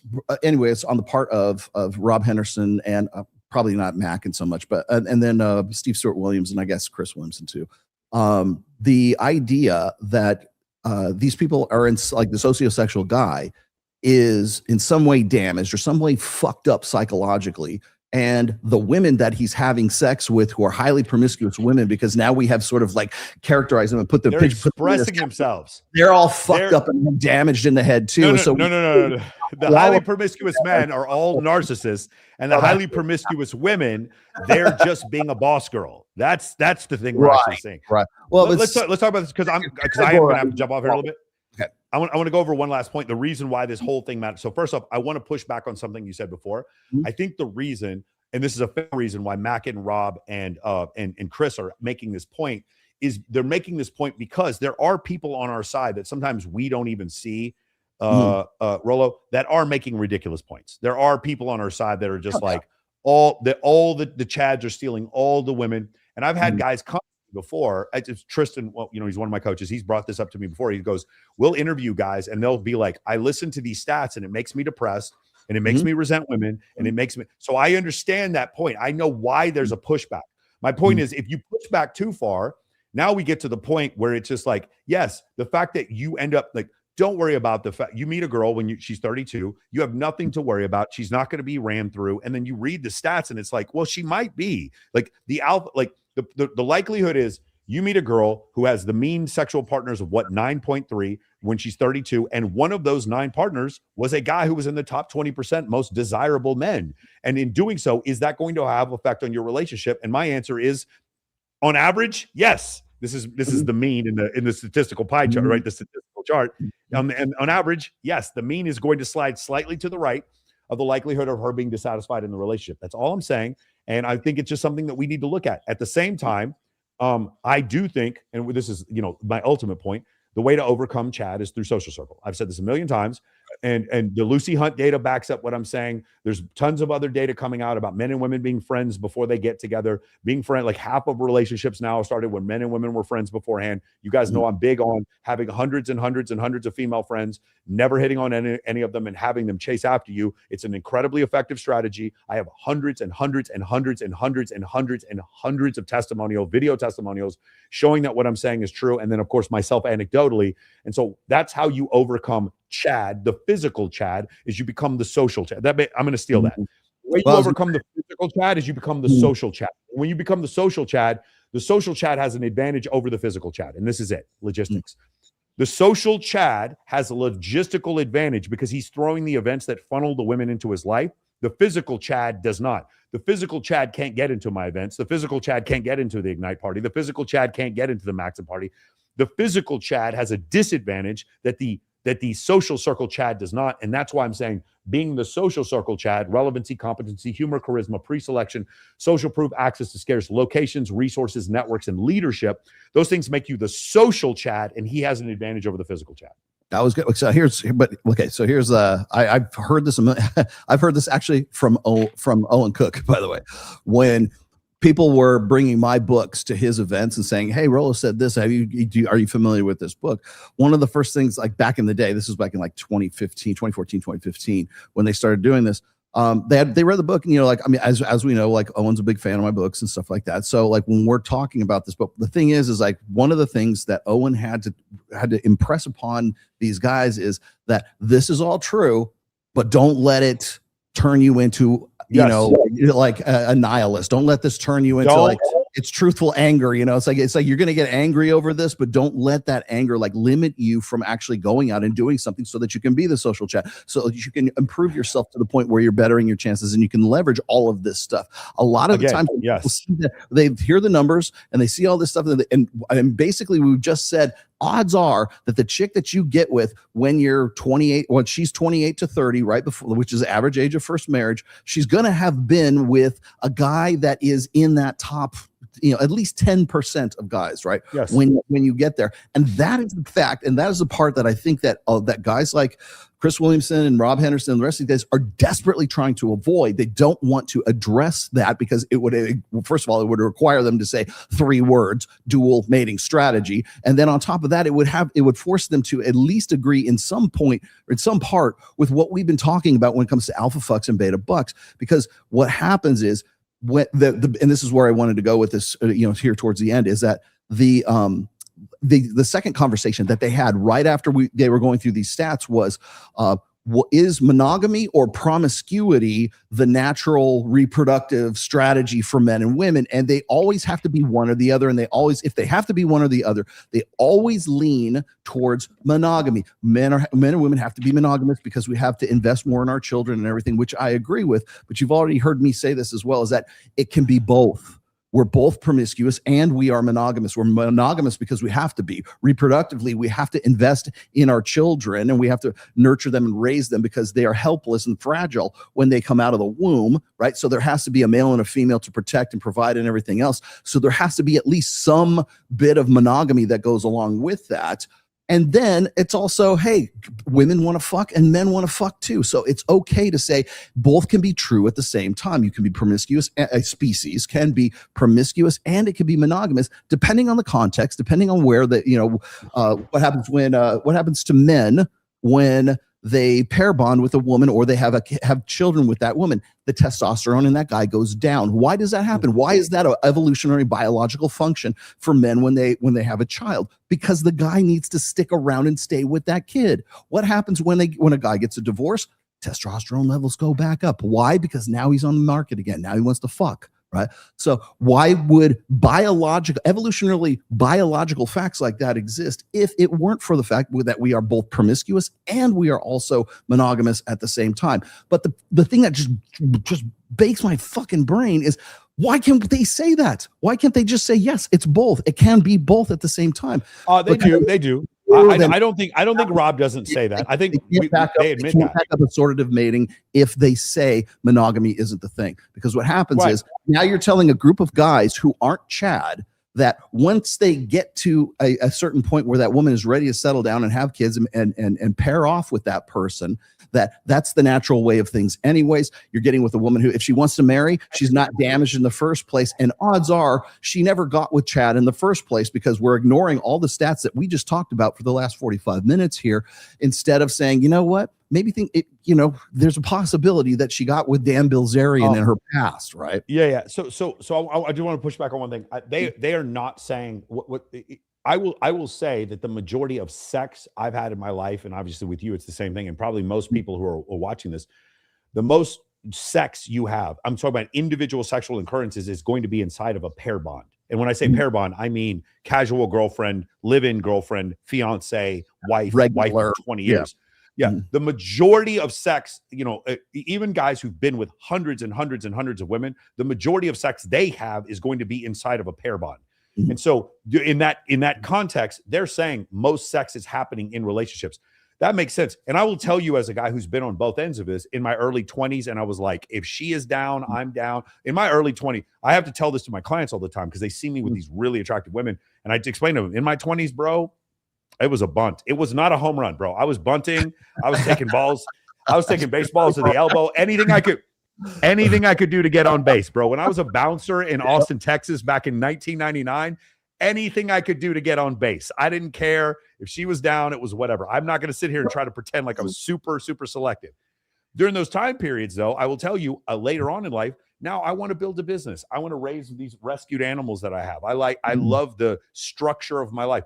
I can't chase 7, 8, 9 women a week and then do live streams with you. I can't do that. I don't. And by the way, my testosterone now is higher than any point in my life. Obviously, I'm on TRT, but I still want the structure of a pair bond actually makes my life feel more stable. So I do understand the necessity for the pair bond. It makes sense. And in comparison to other mammals, there's 5,000 species of mammals. Only 3 to 5% of them do any pair bonding. Whereas with birds, the pair bonding is much, much higher. Humans are more like birds than they are like other mammals when it comes to pair bonding. Thank you, Steve Stewart Williams. And so we understand that. I don't think any of them are saying that it's all monogamy or polygamy. But the thing is with this, the idea of having multiple partners, being poly, that takes a lot more work and is much harder for men than women. Let me say it again. For a man to have multiple sexual partners takes more work, but it's also much harder for men than women. I remember I went to the final story. I'll give you this to you real quick. I'm in Jamaica, and I'm in Jamaica in 2023. Ironically, Andrew Tate's ex-girlfriend is there at this particular one. I'll go into that story. The one who they had the kerfuffle, the legal situation. Right. Okay. She happened to be at this thing. Two of my ex-girlfriends were at this as well. We're there, and I remember I'm sitting there talking to this guy, and his name was his name might have actually been Chad or Steve or something like that. It's a real basic name. Guy's super good looking. If you guys know hedonism in Jamaica, there's a nude side and a not nude side. I was there with Paradise Challenge, the Black Tape Project. And so I'm on the nude side. And while we're there, everyone's told you have to take your clothes off when we're there. And we're talking to this dude. Actually, we hadn't taken their clothes off. But if you go into the hot tub, you have to take all your clothes off. Security literally makes you do it. There's a guy there, Rollo. And the guy is just way better looking than me. I'm having a conversation with the dude. We're talking. And he goes, I'm here, and I'm sitting there with a girl, a really, really attractive model. The three of us are having a conversation, and we're questioning this dude. It's like, you came here to this swingers resort. We're here for a photo shoot. There happen to be swingers everywhere. We're here at the swingers resort, and you're here, and your wife is over there, and you guys are both swinging. He goes, yeah. And this guy is, from a stratification standpoint, he is a 9, and she's like a 5.5. And he's madly in love with her. He buys her tons of gifts. He gives her all kinds. He's like, I buy her purses. I do everything. And I was sitting here with this guy who's really good looking. And he gets a kiss from the model that I'm next to. Like, they kiss. I look over at his woman, who's very average. And there are 6 dudes pulling their wieners out, ready to gangbang her all at the same time. And there was another 6 after that and another 6 after that. And I explained to him, I was like, hey, bro, poly does not work for men and women. Poly works for women because the options they have are 100x greater than the options that you get, and you're more attractive than her. This is something I highly recommend for you, brother. Remember, I'm not there for the swinger shit. I'm there for a photo shoot. I'm hosting a bikini competition there. It's a large bikini thing. And I'm explaining to this guy, I was like, hey, brother, and it's funny because I'm explaining it to him while he's at the swingers resort. This is not going to work for you. Your relationship doesn't work this way. You cannot sit there and say it's equal for us and we're both going to be poly. That doesn't work. Women's ability to be poly, if they choose to be so, is 100x more, because in order for him to get a lot of women, he has to be promiscuous, available, and attractive. For her to get a lot of men, she just has to be promiscuous. She doesn't have to be attractive. And so this is like a small anecdotal story, kind of talking about the entire scenario, the world scenario that's going on here. And so in this case, instead of a polycule or polyamorous relationship or swingers or whatever, we're just talking about highly promiscuous men and women. And the analogy holds that women don't have to do as much. So for men, in order to get in this top 20%, they have to do things that make them more desirable. And in being more desirable, they have more of a choice. And if they're going to choose, they're going to choose women in general who aren't that promiscuous. They're not going to choose women who are. True. Okay, last thing I do want to say this. Can you Kyle, can you pull up my screen here? Okay. This is speaking of everything I was just talking about. I'm hosting Girls of Summer swimsuit competition this Friday, and these are the girls who were there last time. Yeah, bikini competition. Anybody who wants to come. But the reason why I'm bringing this up, like the girls these girls are really fit, really attractive, and the belief is Michael, they must all be sex workers. No, there's a lot of girls in this group who are physical therapists. A lot of them are personal trainers. Several of these girls have master's degrees. And then, yes, there are girls who are. I'm looking at one right now. Yes. Because I invited her. Yeah.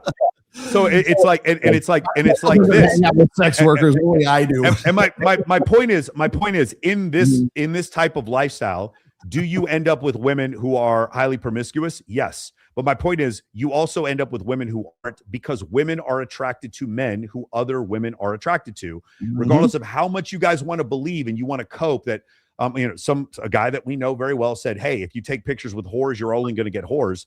My response to that is, number one, they're not whores. You don't know them. And number two, my second response is that's just not accurate. Like in reality, if you're a dude and you're around a lot of women, in order for you to get to that place, you had to do something to make you desirable. Like you go to the University of Texas at Austin, for instance. Number three, and so you had to do something that you had to do something that made you desirable. And in that you are desirable, of this group of women, the ones that are not sociosexual are also going to be attracted to you. That's my point. It's not just the ones that are, but the ones that aren't sociosexual are additionally going to be attracted to you. And so because of that, see, here we go. You already said, oh, they look like they're full of STDs. And the point is, I'll be honest with you. I think really unattractive women are way more likely to have STDs than attractive women, because attractive women have choice. And honestly, these girls all these girls get tested. The ones I know. Yeah. Very regularly. My point is, and we're going to go back and forth, except remember the data I showed you, that these men who are in the top 20%, about 26% of the women they're hooking up with are not sociosexual.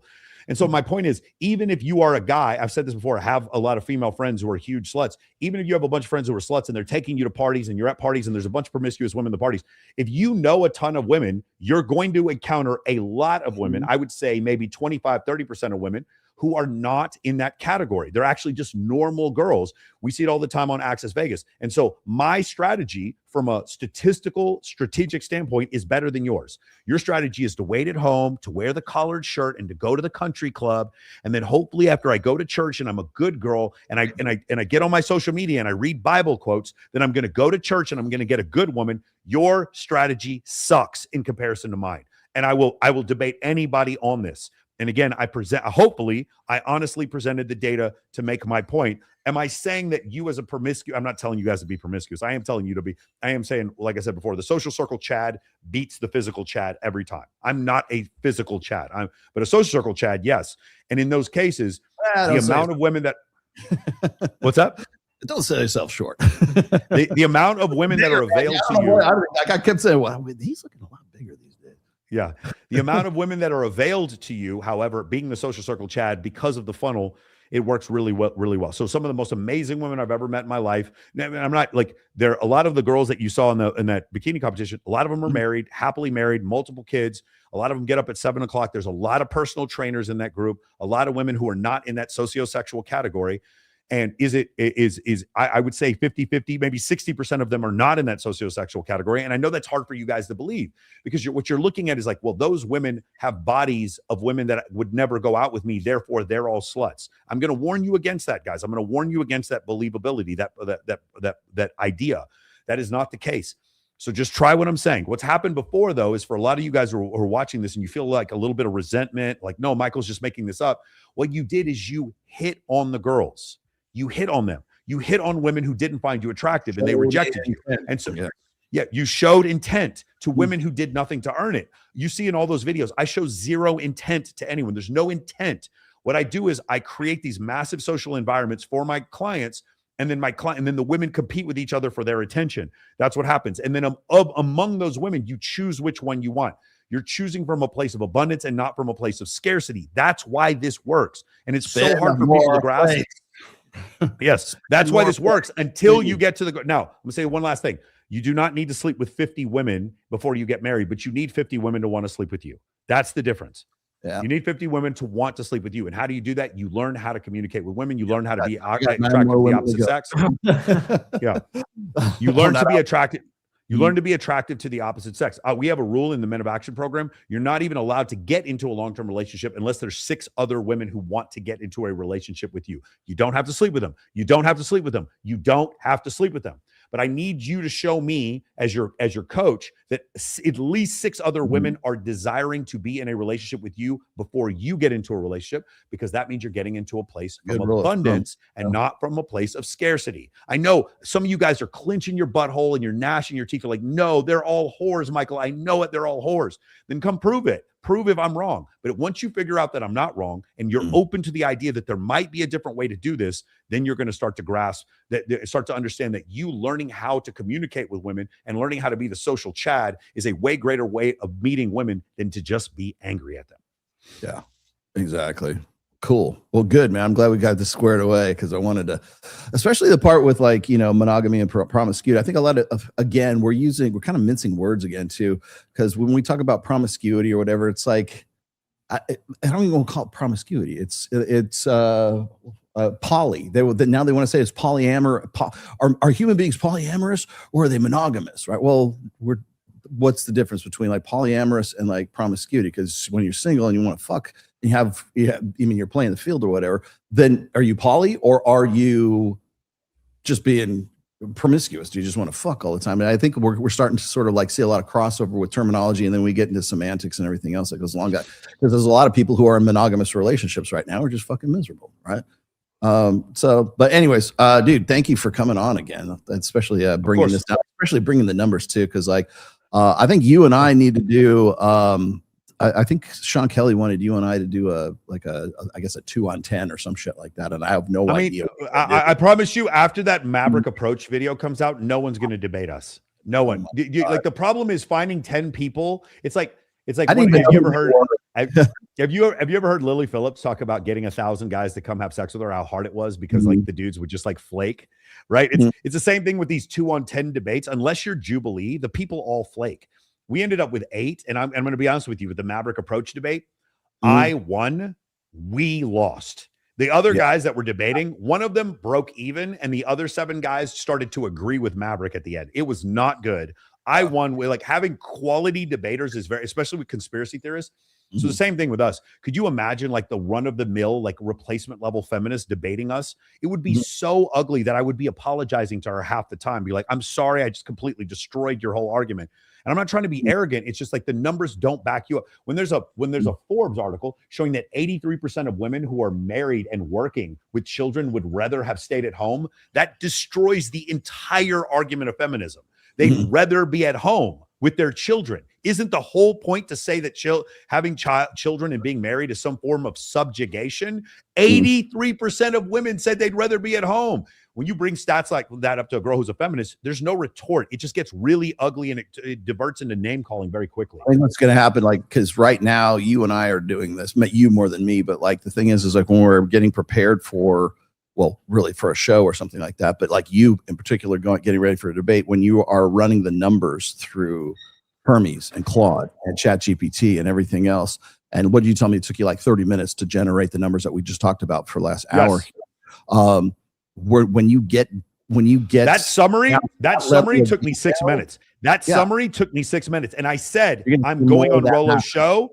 I said, Hermes, I'm going. No, that was Claude Code. I said, Claude Code, I'm going on Rolo's show. I need this presentable on YouTube. And you saw how it summarized it so that we could all read it very quickly. Guys, I'm telling you right now, if you want to have these debates, it's so much. This is 2 things I want to say. Number 1, it's hard to be super wrong now because of all this research you can look up. And number 2, conspiracy theorists, you're all screwed. All of you are screwed. You're screwed. I'm debating Alex Stein in a couple of weeks, the guy who believes we didn't land on the moon. And I'm good because the problem is I can have Hermes go through 500 of his videos, find every single one of his arguments, and I can debunk every one of his arguments before he gets on. That's the real reason I beat Maverick, is because if you watch, every time Maverick brings something up, I've already got a counter to it because I know all of his arguments, because I had Hermes' agent go through 500 of his videos. He had no chance. And unless you're at that level of research, you're not going to win a debate against us. It's just not going to happen. It's sort of, well, okay. So I don't think people have the frame of reference. You guys were debating whether or not gravity is real. So gravity was real. So Mike is off on one side. I'm texting Mike. I go, there are children in China learning like advanced calculus right now, and we're debating whether or not gravity is real. And I was like, and I, I know you always do your prep work no matter what, whether you have like AI or not. But it also helped the fact that you also have a minor in astrophysics. And I was just like, this guy's done. There's like, before he even sits down, I'm just like, do I need to be here? But it was, man, people, if you haven't, well, when this drops, trust me, you'll know when it drops, because there's a certain thing that I know is going to be in there, and everybody's going to be we almost talking. got a fight. And it drops. We almost got a fist fight. Yeah. I will tell you, I'm going to make my own version of it once it comes out, and I'm just going to compilate mine, and then I'm going to do a reaction video too, so you guys can see. This is more to help you guys who want to get into debate. I can help you with this. The reason why I debate flat earthers and moon landing deniers is because they're completely wrong. Like, they're not subjectively wrong. Like, if we want to debate abortion, whether or not it's murder, that's a subjective thing that you can debate depending on your religious beliefs. We did land on the moon, and gravity is real. So like, those things are not really debatable. That's why I do those debates, to kind of show you when someone has not, like Austin Whitsitt is probably one of the most dangerous debaters in the entire world, because he believes the earth is flat, even though he saw the sun go around the Antarctic horizon. He even saw it with his own eyes, and he still believes the earth is flat. And he sits there and he just gish gallops his way through like 50 different arguments. That's what makes him dangerous. He has something that has absolutely no basis behind it whatsoever, and he still debates people on it. Those guys are the ones that are the hardest to debate. So hoping you were going to get to the aliens one about like. I got to the aliens. I got to the lizard people. The lizard people. The lizard. Well, no, we didn't get to this, but like, the idea was that lizard people were running the world, and I'm like, why would lizards are on the evolutionary chain to mammals, right? Amphibians, then it goes lizards, then mammals. If these people were from another planet or another part of the galaxy, why would they be below mammals? You're telling me these people are secretly running the world but can't even control their own body temperature? How does that make sense? How does that make sense? It would be more. Why are you living in Antarctica if you can't control your body temperature? You would be more advanced than us, not less advanced than us. Lizards have small brains compared to their body, and they can't control their body temperature. Why wouldn't you have bigger brains with your smaller bodies and control your body temperature? That's how evolution works. So lizard is just an imaginary thing that looks foreign. If aliens were running this world, they wouldn't look like us. They would look like those aliens on Arrival. They would look nothing. They would look like Rocky on Hail Mary. They would look nothing like humans. Yeah, no, Mike. Yes. We have a slave gene in our genetics, so it shows. No, I thought it was funny because it's like the lizard people are running the U.S. government. Wait. We need a couple hours so we can lay out in these sunny rocks here for a little bit, so we can come back and rule the world. Here's the crazy people. What about people running the U.S. government who are just like really shitty people? Could that be it as well? Could that be the honest answer? Of course not. Anyway, Alex Stein, August 19th, I'm going to be debating him. The 14th, like I said, I'm hosting a swimsuit competition. We'll there. For any of you guys, I know there's I know all the MRAs. You're so angry at me. Why are you doing these bikini competitions? I'm going to tell you why. Because being fat is killing people. Being fat is killing people. Being fat is ruining sex lives. It's ending relationships. Being fat is it's epidemic in this country. It's hurting it's destroying people's health. It's causing massive problems with our healthcare system. Being fat. Anything I could do to promote people being less overweight and less obese, which are fitness competitions like the one I host, I'm going to give 2 thumbs up, and I don't care about your judgment because I'm right and you're wrong. Sorry. Yeah.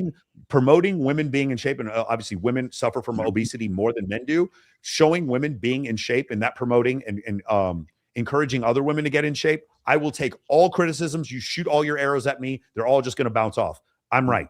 Obesity is a bigger problem, and I host these swimsuit competitions because I am trying to promote fitness. Yes. And hot girls with big tits promote human happiness. Yes. Yes. Clinically keep you healthy. Yes, absolutely. All right, guys, I got to run. All right, man. Thanks for coming, man. I'll see you soon. Care. All right, brother. Bye-bye. Oh, man. Double D's a day. We need Get the docs jet away. screaming hootie queen. More of them. More of that in our lives, man. Jeez.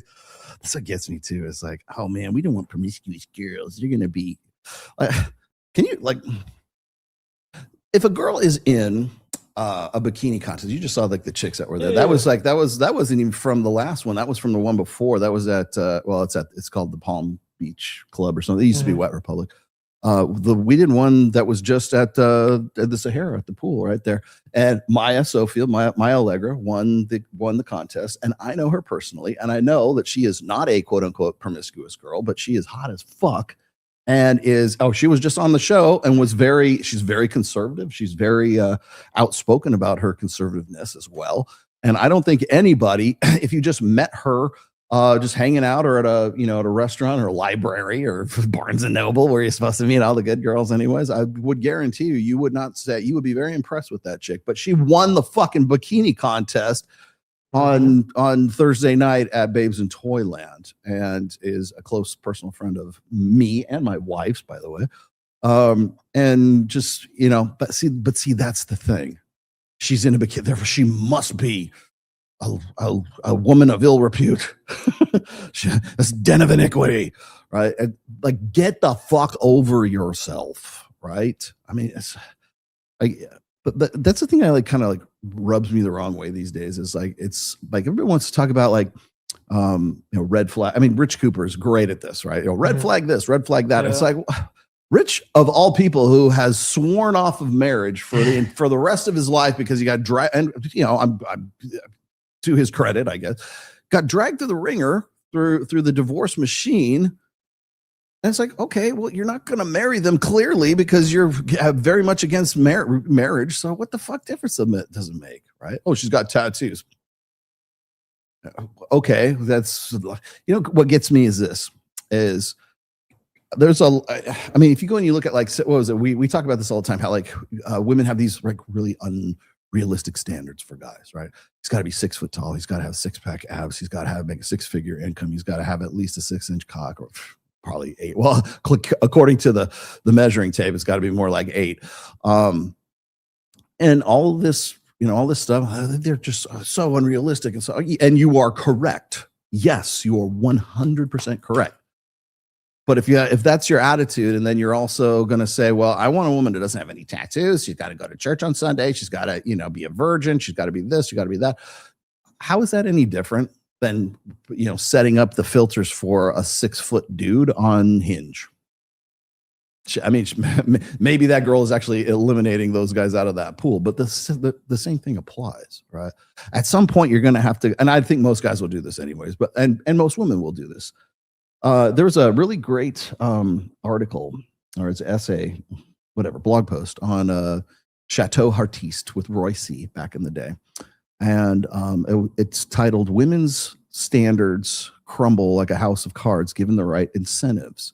I think I've said this before. He tells a story about this girl that he knew from a social circle, from a circle of friends. And she was single, and she's telling all of the girls in her social circle that I need a guy who does this. He's got to have that. He's got to be well-traveled. He's got to make this kind of money. He's got to look like that. 2 weeks later, 3 weeks later, she's with the guy. The guy's a barista. Nothing like that. The guy is maybe an inch. He's not 6 foot. He's 5'11", right?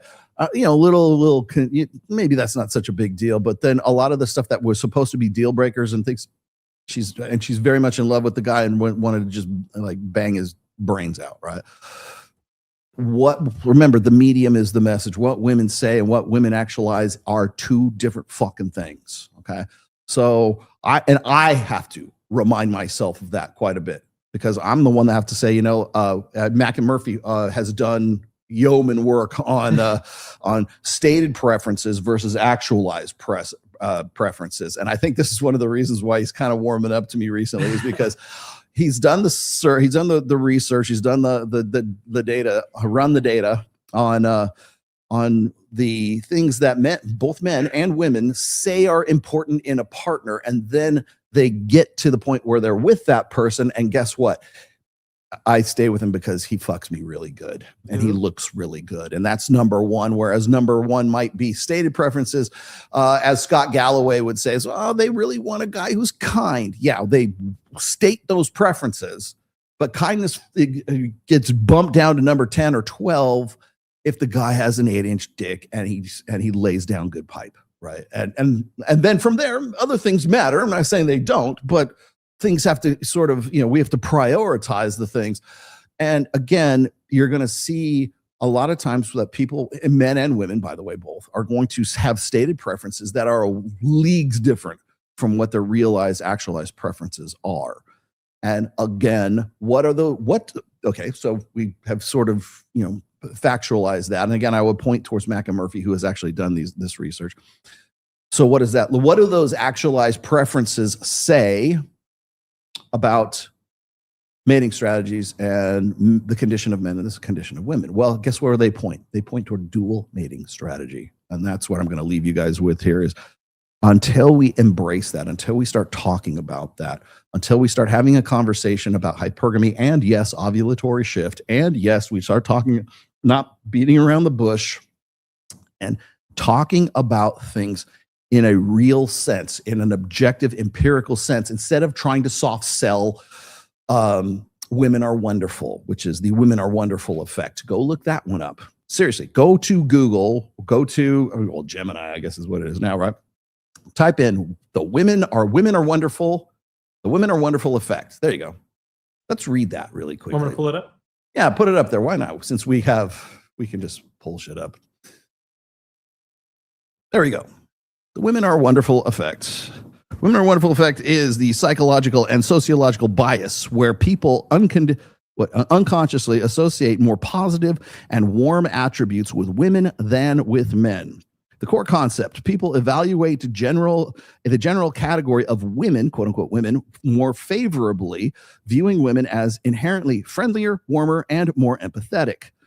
Who coined it? The social psychologists Alice Eagley and Antonio, whose name I can never pronounce, Maldinic, formally documented and named the concept in 1994. That's how old this shit is.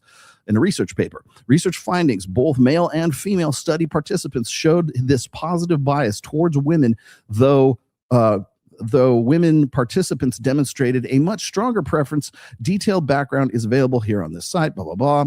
Then you can see here that you can just go ahead and read the rest of that. But the fact of the matter is that we have this sort of unconscious bias, both men and women, that women are wonderful. And this is something I don't think I've ever really got into it with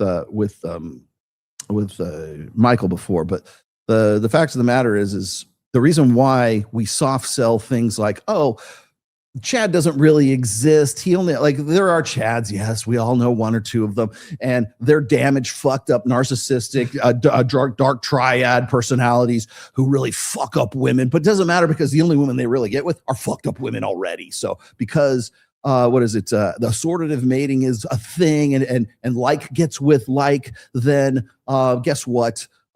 Those guys who are the top, sociosexual, whatever, the guys who are the Justin Wallers of the world, they get with the fucked up strippers of the world anyway. So you don't have anything to worry about because most sex happens within pair bonded individuals, and most people aren't having sex at all. And those people who are having sex, they're already in committed relationships. So it sounds like it's not as bad as the red pill guys make it out to be. And it's not as bad as those manosphere guys are saying right now. You're going to do okay. Why did they say that? These are guys with DRs in front of their name. Well, except for Mackin, but these are guys with doctorates. Okay. Why do they say that? Because they have to. They're not doctors. They're not, well, with the exception of Mackin, and Mackin a little bit too. These guys are influencers. Rob Henderson, at some point along the way, probably right after he got his doctorate degree, said, you know what? There's not a lot of money in being a doctor here. I'm going to write a book. There's not a lot of money in all of this. I'm going to go give lectures at Peterson Academy. There's not a lot of money, and I've got some student loans I got to repay. So I better think of something. Guess I'm going to go be a celebrity A-list influencer and go on Chris Williamson's show, who is yet another influencer, right? That's where the money is at. And to play that game, you want to know why Mike and I are not in that ecosystem? Well, first off, is Mike runs bikini contests. That's number one. That will keep him out of the ecosystem permanently. But be that as it may, the reason why we don't get into those ecosystems is because we don't have anything to lose by telling the truth. We don't have anything to lose by Mike running the numbers and saying, you know what, actually, it's more like 73% of women are getting with the top percentage of guys, right? He's the one that runs those numbers. Mike shouldn't be doing that. That's not Mike's job. Mm-hmm. That's not my job. That's Dr. Rob Henderson's job to do before he pops off about how you'll be okay. It's usually the supersexual Chads getting with the supersexual women. So you're going to be all right. Well, the reason he says that because women are wonderful. And Women Are Wonderful is the narrative that you have to have if you want to be an influencer that gets on big A-list shows like Chris Williamson. Right? That's why. And that's why we will always be this side of the gate. Because we don't have anything to lose. I'm not going to sell any more books or lose any more sales on my books by going into running those numbers. I'm not going to be making any more money or any less money as a result of that.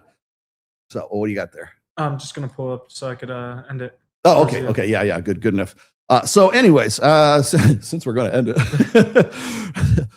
wait, let me get to these. Jesus Christ, I got a shit ton of these here really quick. This is good.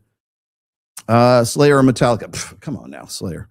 Hell yeah. Metallica, I love, obviously, but like, you're going to make me make that choice. That's always going to be Slayer. Dude, I have this. It was Aaron Clary that turned me onto this. I have a Slayer Hawaiian shirt. A Slayer Hawaiian Yes, it's a Hawaiian shirt. It Okay. has a Slayer logo that's kind of like mixed in between the leaves and stuff like that. You have to look. And I took it to Catalina. Okay. And I was driving the golf cart around, and I got out, and it was me and my wife and my daughter and my son-in-law. And yeah, there you go. Like it's a Slayer golf, or they have golf shirts too that say Slayer on them too. I get out of the golf cart. This dude's walking by and he goes, Slayer! And I'm like, there's only one response to that, which is Slayer. Yeah. My wife's looking at me like, what the fuck just happened? You don't know. Yeah, it's a thing, right? Thank you for 200 jewels. I've been watching The House of the Dragon, and it's crazy how they used to use marriage to create allies with other kingdoms back then. Oh, by the way, you remind me of Damien. The whole look, he's a badass. From the House of Dragon. Yeah, it's Damien Targaryen. Isn't that? That's the prequel to House of Thrones or Game of Thrones. Yes. Yes. Okay. So it's set around 200 years before Game of Thrones, when Before. the Targaryens still had dragons. Mhm. So, okay. yeah. Cool. All right. Well, thanks. Do I actually look from? Yeah, watch. I'll show you. Do I look like That's that? pretty cool. Do I look like that, dude? Do I need to take the beanie off? You know what? Let's do it. Here we go. You guys wanted the beanie off. I'll take the beanie off. There we go. It's the end of the show, so you get the beanie off. So I can look like that guy from. Oh, He plays yeah. Oh, it's the white hair, right? Yeah. Okay. All right. Should I grow the hair out and just leave it white? I could do that again. Damien didn't I would die in the eye of the fucking storm. Fuck with people if I did that. Let's see. What else do we have here? I've only had 2 BPD girlfriends. Lucky you. And can relate to a lot of your work. I look at social media and see BPD behavior as is normal. I'm afraid to go through this again. Okay. So the funny thing about BPD chicks is that you might think that a chick is actually BPD when she's just being a chick, right? I realize that sounds a little weird, but sometimes a bitch can be just crazy and not actually have BPD or have some sort of like cluster B like disorder with her. But sometimes what we have normalized that we just as accepted behavior for women looks a lot like BPD behavior. That doesn't necessarily mean clinically they have borderline personality disorder. It just means that they're fucked up psycho bitches, right? They're accustomed to the princess there's treatment. there's a difference between those two. I can remember when I was with my BPD girlfriend, which I talk about quite a bit in my books, right? And I can remember one time I ran into a friend who like actually knew her from like high school or something like that. Yeah. And I go, hey, what do you think of her? He goes, that bitch is crazy. And I'm like, oh, crazy. Yeah, she is kind of crazy. Like, no. She's like psycho crazy, like belongs in a fucking institution crazy. And when you hear somebody say, she's crazy, she's kind of crazy. No, she's clinically has something fucking wrong with her. She needs to be in a fucking straitjacket. So when is Mike's book coming out? The 10 times you were a woman in data. That's the Grant Cardone. Yeah, he'll write that with Grant Cardone. Is that what you're hoping for? Yeah. More jewels for the jewel pile. We need a big pile of jewels. You know what's funny is that jewels get turned into a second currency that gets paid out to you. Oh, So because really? they take their chip out of it, they give you rubies or something like that. Yeah. I feel like I'm playing fucking like Diablo Immortal. Right? I know. Okay, so they have like the globes that are like you can buy cosmetics with, right? And then there's the platinum, which you can buy damn near anything with. And then there's gold, and then there's hilts, and then there's like so many forms of currency in that game. And it's like, is that what YouTube's turning into? Yeah, pretty much. Like, how many jewels is worth a ruby, and then how many dollars do I get for the ruby? Right? The ruby. Here, I'll show you the Couldn't come up with a different name. We need a sound effect. We need a sound drop for like ching, ching, ching, ching. The little diamonds falling down. Oh, yeah. All right. So we got that. Thank you for your contribution. How many grenades did Mike jump on? Would you like me to ask him? I'll ask him next time. Because we can't see those because we're using StreamYard. That's why. Oh, the jamming one's cool because it's like a cat, huh? They're like stickers. Yeah. They're kind of like stickers. Okay, I They're see. doing the TikTok form of it where you go live and they're kind of incentivizing you. Dude, you have to. Okay, the first one who gives me a corgi, you get a Don DeMarco. That's too fucking cool. I need a 1,000 jewel corgi. That's badass. I will take the corgis all day long. Cool. All right. I took my beanie off. I think I deserve a corgi. What the fuck? How many grenades did Jim? Good question. You know, Mike tells this one story about this chick. Like he said, it's like his worst scenario story. Like when he was in LA and he was like I don't think he was quite a bouncer or something, or maybe he was. But he wasn't running the strip club. I think he was a bouncer at a strip club. Mhm. And he always tells a story about this chick who shit herself and all this, because she was a drug addict and stuff like that. And like how he still wanted to get with her. Like somebody else fucked her and she would fuck him. He's like, that's when I learned my lesson. I guess it was a red pill moment. And that's like his worst story. And I kept thinking, like, what is my worst story? I'm still trying to come up with a worst story. Because a lot of people want to say, well, Rolo, when did you get red pilled, or what was it that fucked you up? But I can point back to my BPD girlfriend easy enough. But I don't know. I don't know if I have anything that is quite on the level as that. What do we got here? If she's 30 plus and single and in church, she's got a past. Yeah, you're probably right. And her name is Nala Fit or Nala Ray.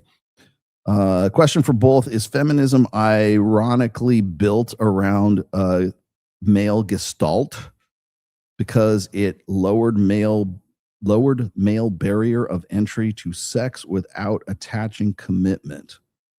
No, because it wasn't feminism that did that. It was hormonal birth control that did that, and feminism picked up on that. So I think what's funny is a lot of people, the people who well, this is mostly Zoomers, but Zoomers will say something to the effect of like, we hate the boomers. Why? Because you fucked up society for us. Well, how so?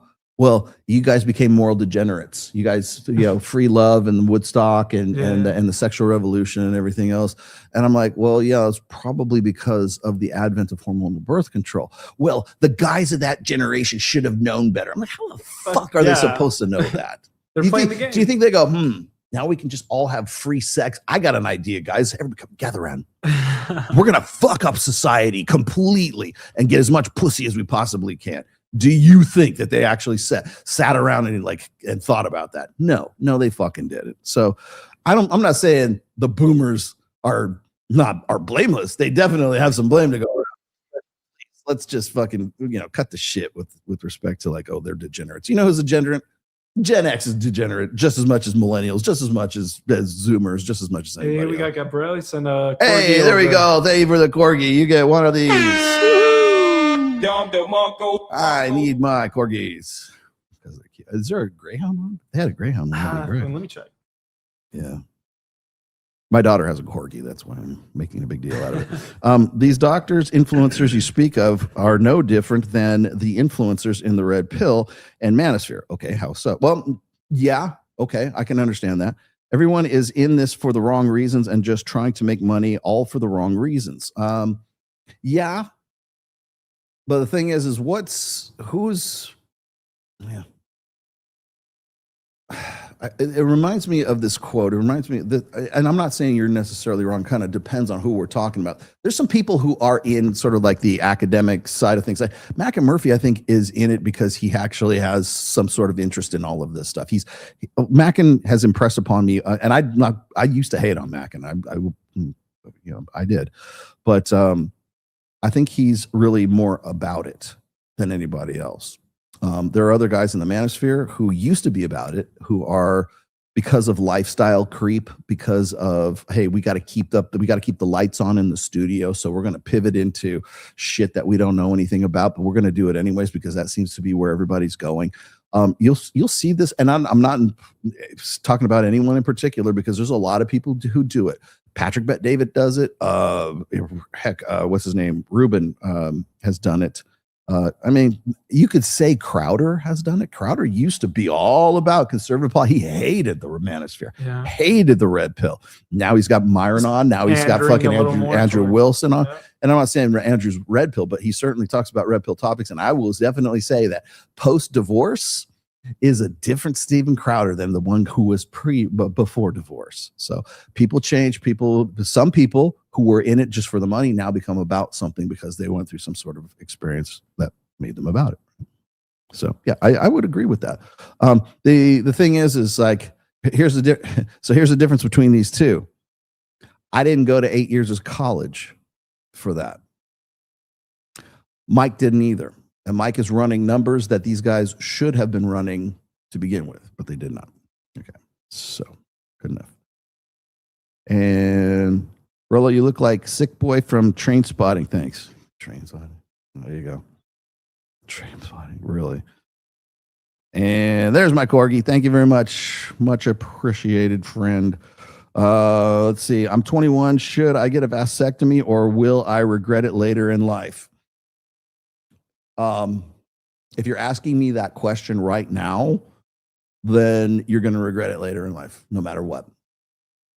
Because if put it this way, if you dodge a bullet, let's say if you avoid like being baby trapped, do you think you're going to come back and go, "Woo, Rollo, thank you for giving me the advice on getting that vasectomy, man. I don't know what I would have done without you."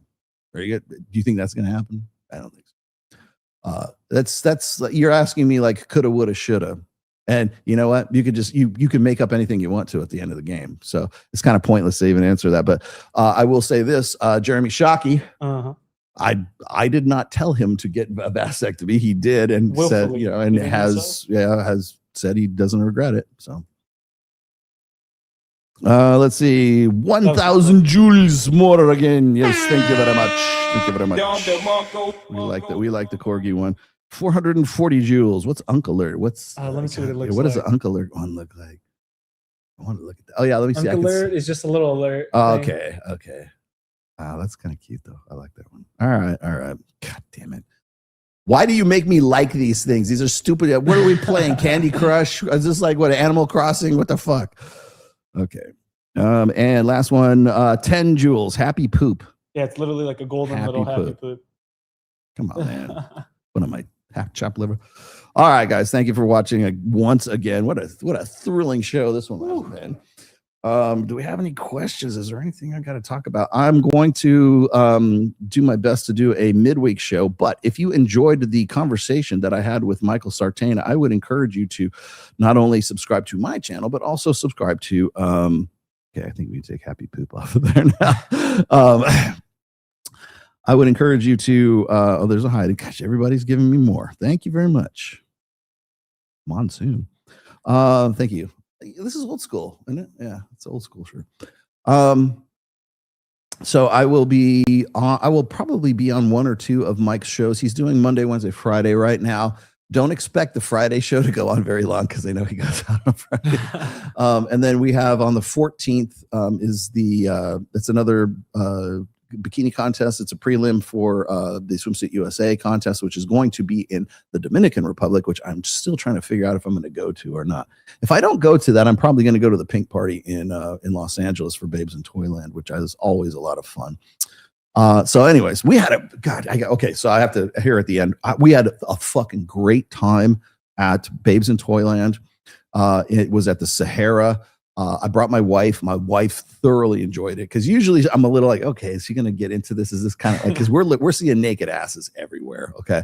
But my wife is all because she knows that that's what I do. This is where I'm at. And a lot of people keep thinking like, oh, Rollo, I can't believe your wife's like that. Blah, blah, blah. I'm like, pre-selection's a hell of a thing. She's totally cool with it. And she's cool with it because it pays the bills. And then B, it's like a lot of men who are in relationships, certainly not 30 years married, right? Rarely have the opportunity to display higher value, right? Or to have any kind of pre-selection, or to have to be even just to be present in that state, and where we were. is not something that most, like if you're just an average dude, your average player, most guys aren't going to that event anyway, which you could go to because it's only like $30, you know. Like 99% of men Don't go, yeah, right. Or even, I mean, granted, it's Vegas, but we do one in Miami. We do them all over the place. There's one coming up in LA in October. But the thing is like that's what I do. I do Access Vegas. I work in Vegas. I do things here with Mike. I'm at a bikini contest. And I will tell you this right now. Thank you for that. There we go. Okay. All right. Thank you. Okay, you get one. If I get a corgi, you get one. You get a Don DeMarco. But yeah, I'll tell you what was funny is I met up with some really cool people. Jason and Miranda, who are a married couple. They're really cool. Jason's a dentist, but that dude is yoked as fuck, man. He is like definitely a bodybuilder as well as a dentist in Iowa. We met them.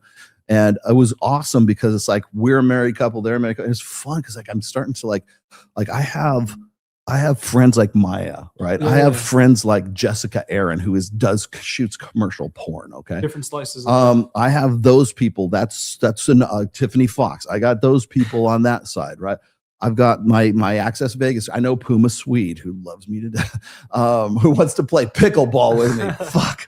And then, you know, I've got the people that I work with MOA and Reignite and everything else. And then I've got Monica Almagor and her husband Mike and Avis, and I can't remember the dude's name. The married couples, right? I'm shout out to Jason and Miranda. They were really cool people.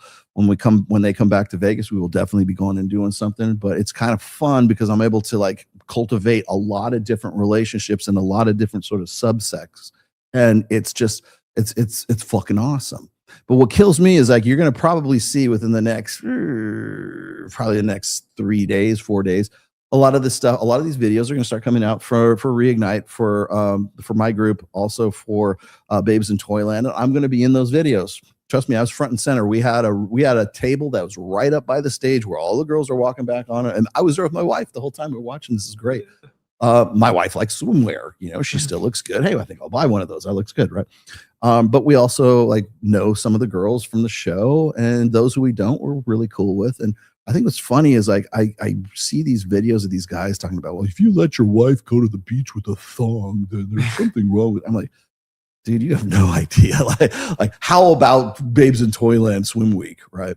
Just saying you can't hold frame. And again, it's not a humble brag. It's not a flex or anything like that. I'm just trying to say it's like it doesn't have to be this tight closed world that you live in, right? And I'm not saying that, you accept moral degeneracy and like get out of your own fucking head. One of the things that I have to help guys with the most is getting out of their own fucking heads.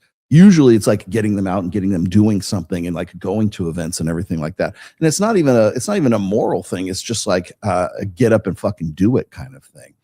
And so when people come up to me and if they see me with like Laura and she's in like, Laura with the knockers. And they go, oh, isn't he married? Yeah. And you know what? My wife is right there, like just out of shot, waiting for me to get done with the pic so that we can go home and fuck like rabbits, right? Because you too can have something that is as bitchin' and as awesome as that too. So anyways, just saying, God damn, man, we got a whole bunch of these. I can go for like 5 minutes. Okay, 10 joules. Thank you. 10 joules. Thank you. 200 joules. What else? Give me some more joules. 67 joules or 67 joules? Because 70 would be stupid. 10 joules. What is this one? 1,000. Did I give him that already? I did. 10 joules. More joules. Do I have to keep going through these? These are awesome. I already put them up. You already put them up. Yeah. All right. So we're done with all of the family joules are over. All right, guys. Thank you for watching today. Much appreciated. We will be back next Sunday, of course, 1 p.m. Pacific, 4 p.m. Eastern. Hope you guys enjoyed this. I think today was kind of like an informational, kind of educational kind of thing too. And notice I didn't talk shit about anybody. I was trying to be very diplomatic, even with Mike when we were talking about Rob. And so hopefully we can do some more of these shows. Like I said, Mike's show is I want to say it's 7 p.m. but he's trying to do it Monday, Wednesday, and Friday. And anybody's invited to come on. So if you guys want to he'll probably have you on and give you the link if you want to come in and talk to him about shit. So that's coming up. What else do I got? I guess the bikini contest is the only thing I have in the future. Access Vegas, not this Wednesday, but next Wednesday. So the following Wednesday, whatever that is, we'll be doing another one live from Las Vegas. But I guess I'll see you guys then. Hope you enjoyed today. Thank you for all of your jewels. And again, come out to Vegas, come hang out with us, join Reignite if that's your thing. And I will see you guys next week. Bye-bye.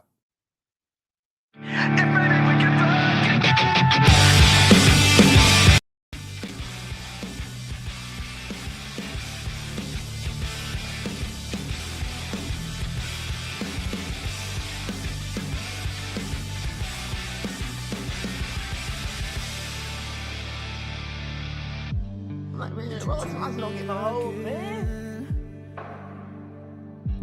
I need to feel you on top of me. It was my first time, but I was just a kid when we met and went to bed. It was my first time. What do you expect from me? I'm breaking up the rules now in the game. I've got some. Would you like to know more?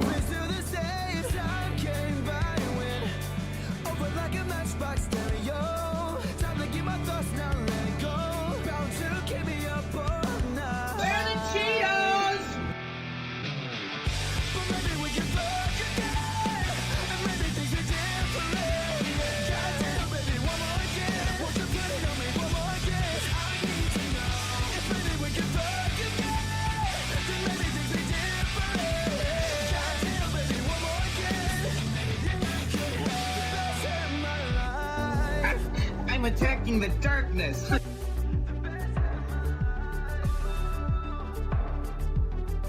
Oh, those guys are fast. Walking in the bathroom, tearing up everywhere while I got your hair. Why you screaming my name? That's nasty. It is nasty, right? Isn't it nasty? Ugh. She was swinging in the bedroom, whole time stopping and slubbing with her hair. Like she's calling you Kelly. Well, I'm a whore. Want me? Ride me up and down like a pony. Turning up my song, getting messy. Working up and down on your body. Want me? Ride me up and down like a pony. Turning up my song on your body. Do it all night. But maybe we can fuck again. And maybe things we did for goddamn, baby, one more again. Won't you put it on me one more again? Good station. Maybe we can fuck again. Then maybe things we did for goddamn, baby, one more again. Preceding podcast has been a production of The Rational Male. All rights reserved. Registered trademark 2026. Don't steal Ned stuff.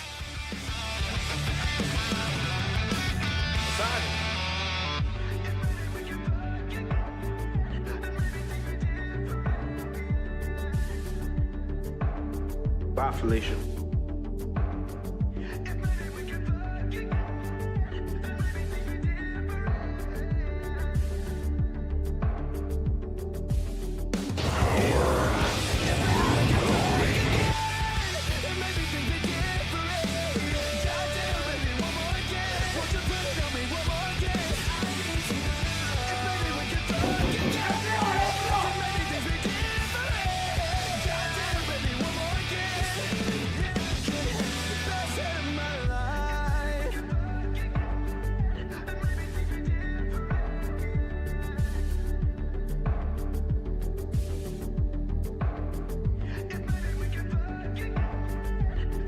She's not a Christian!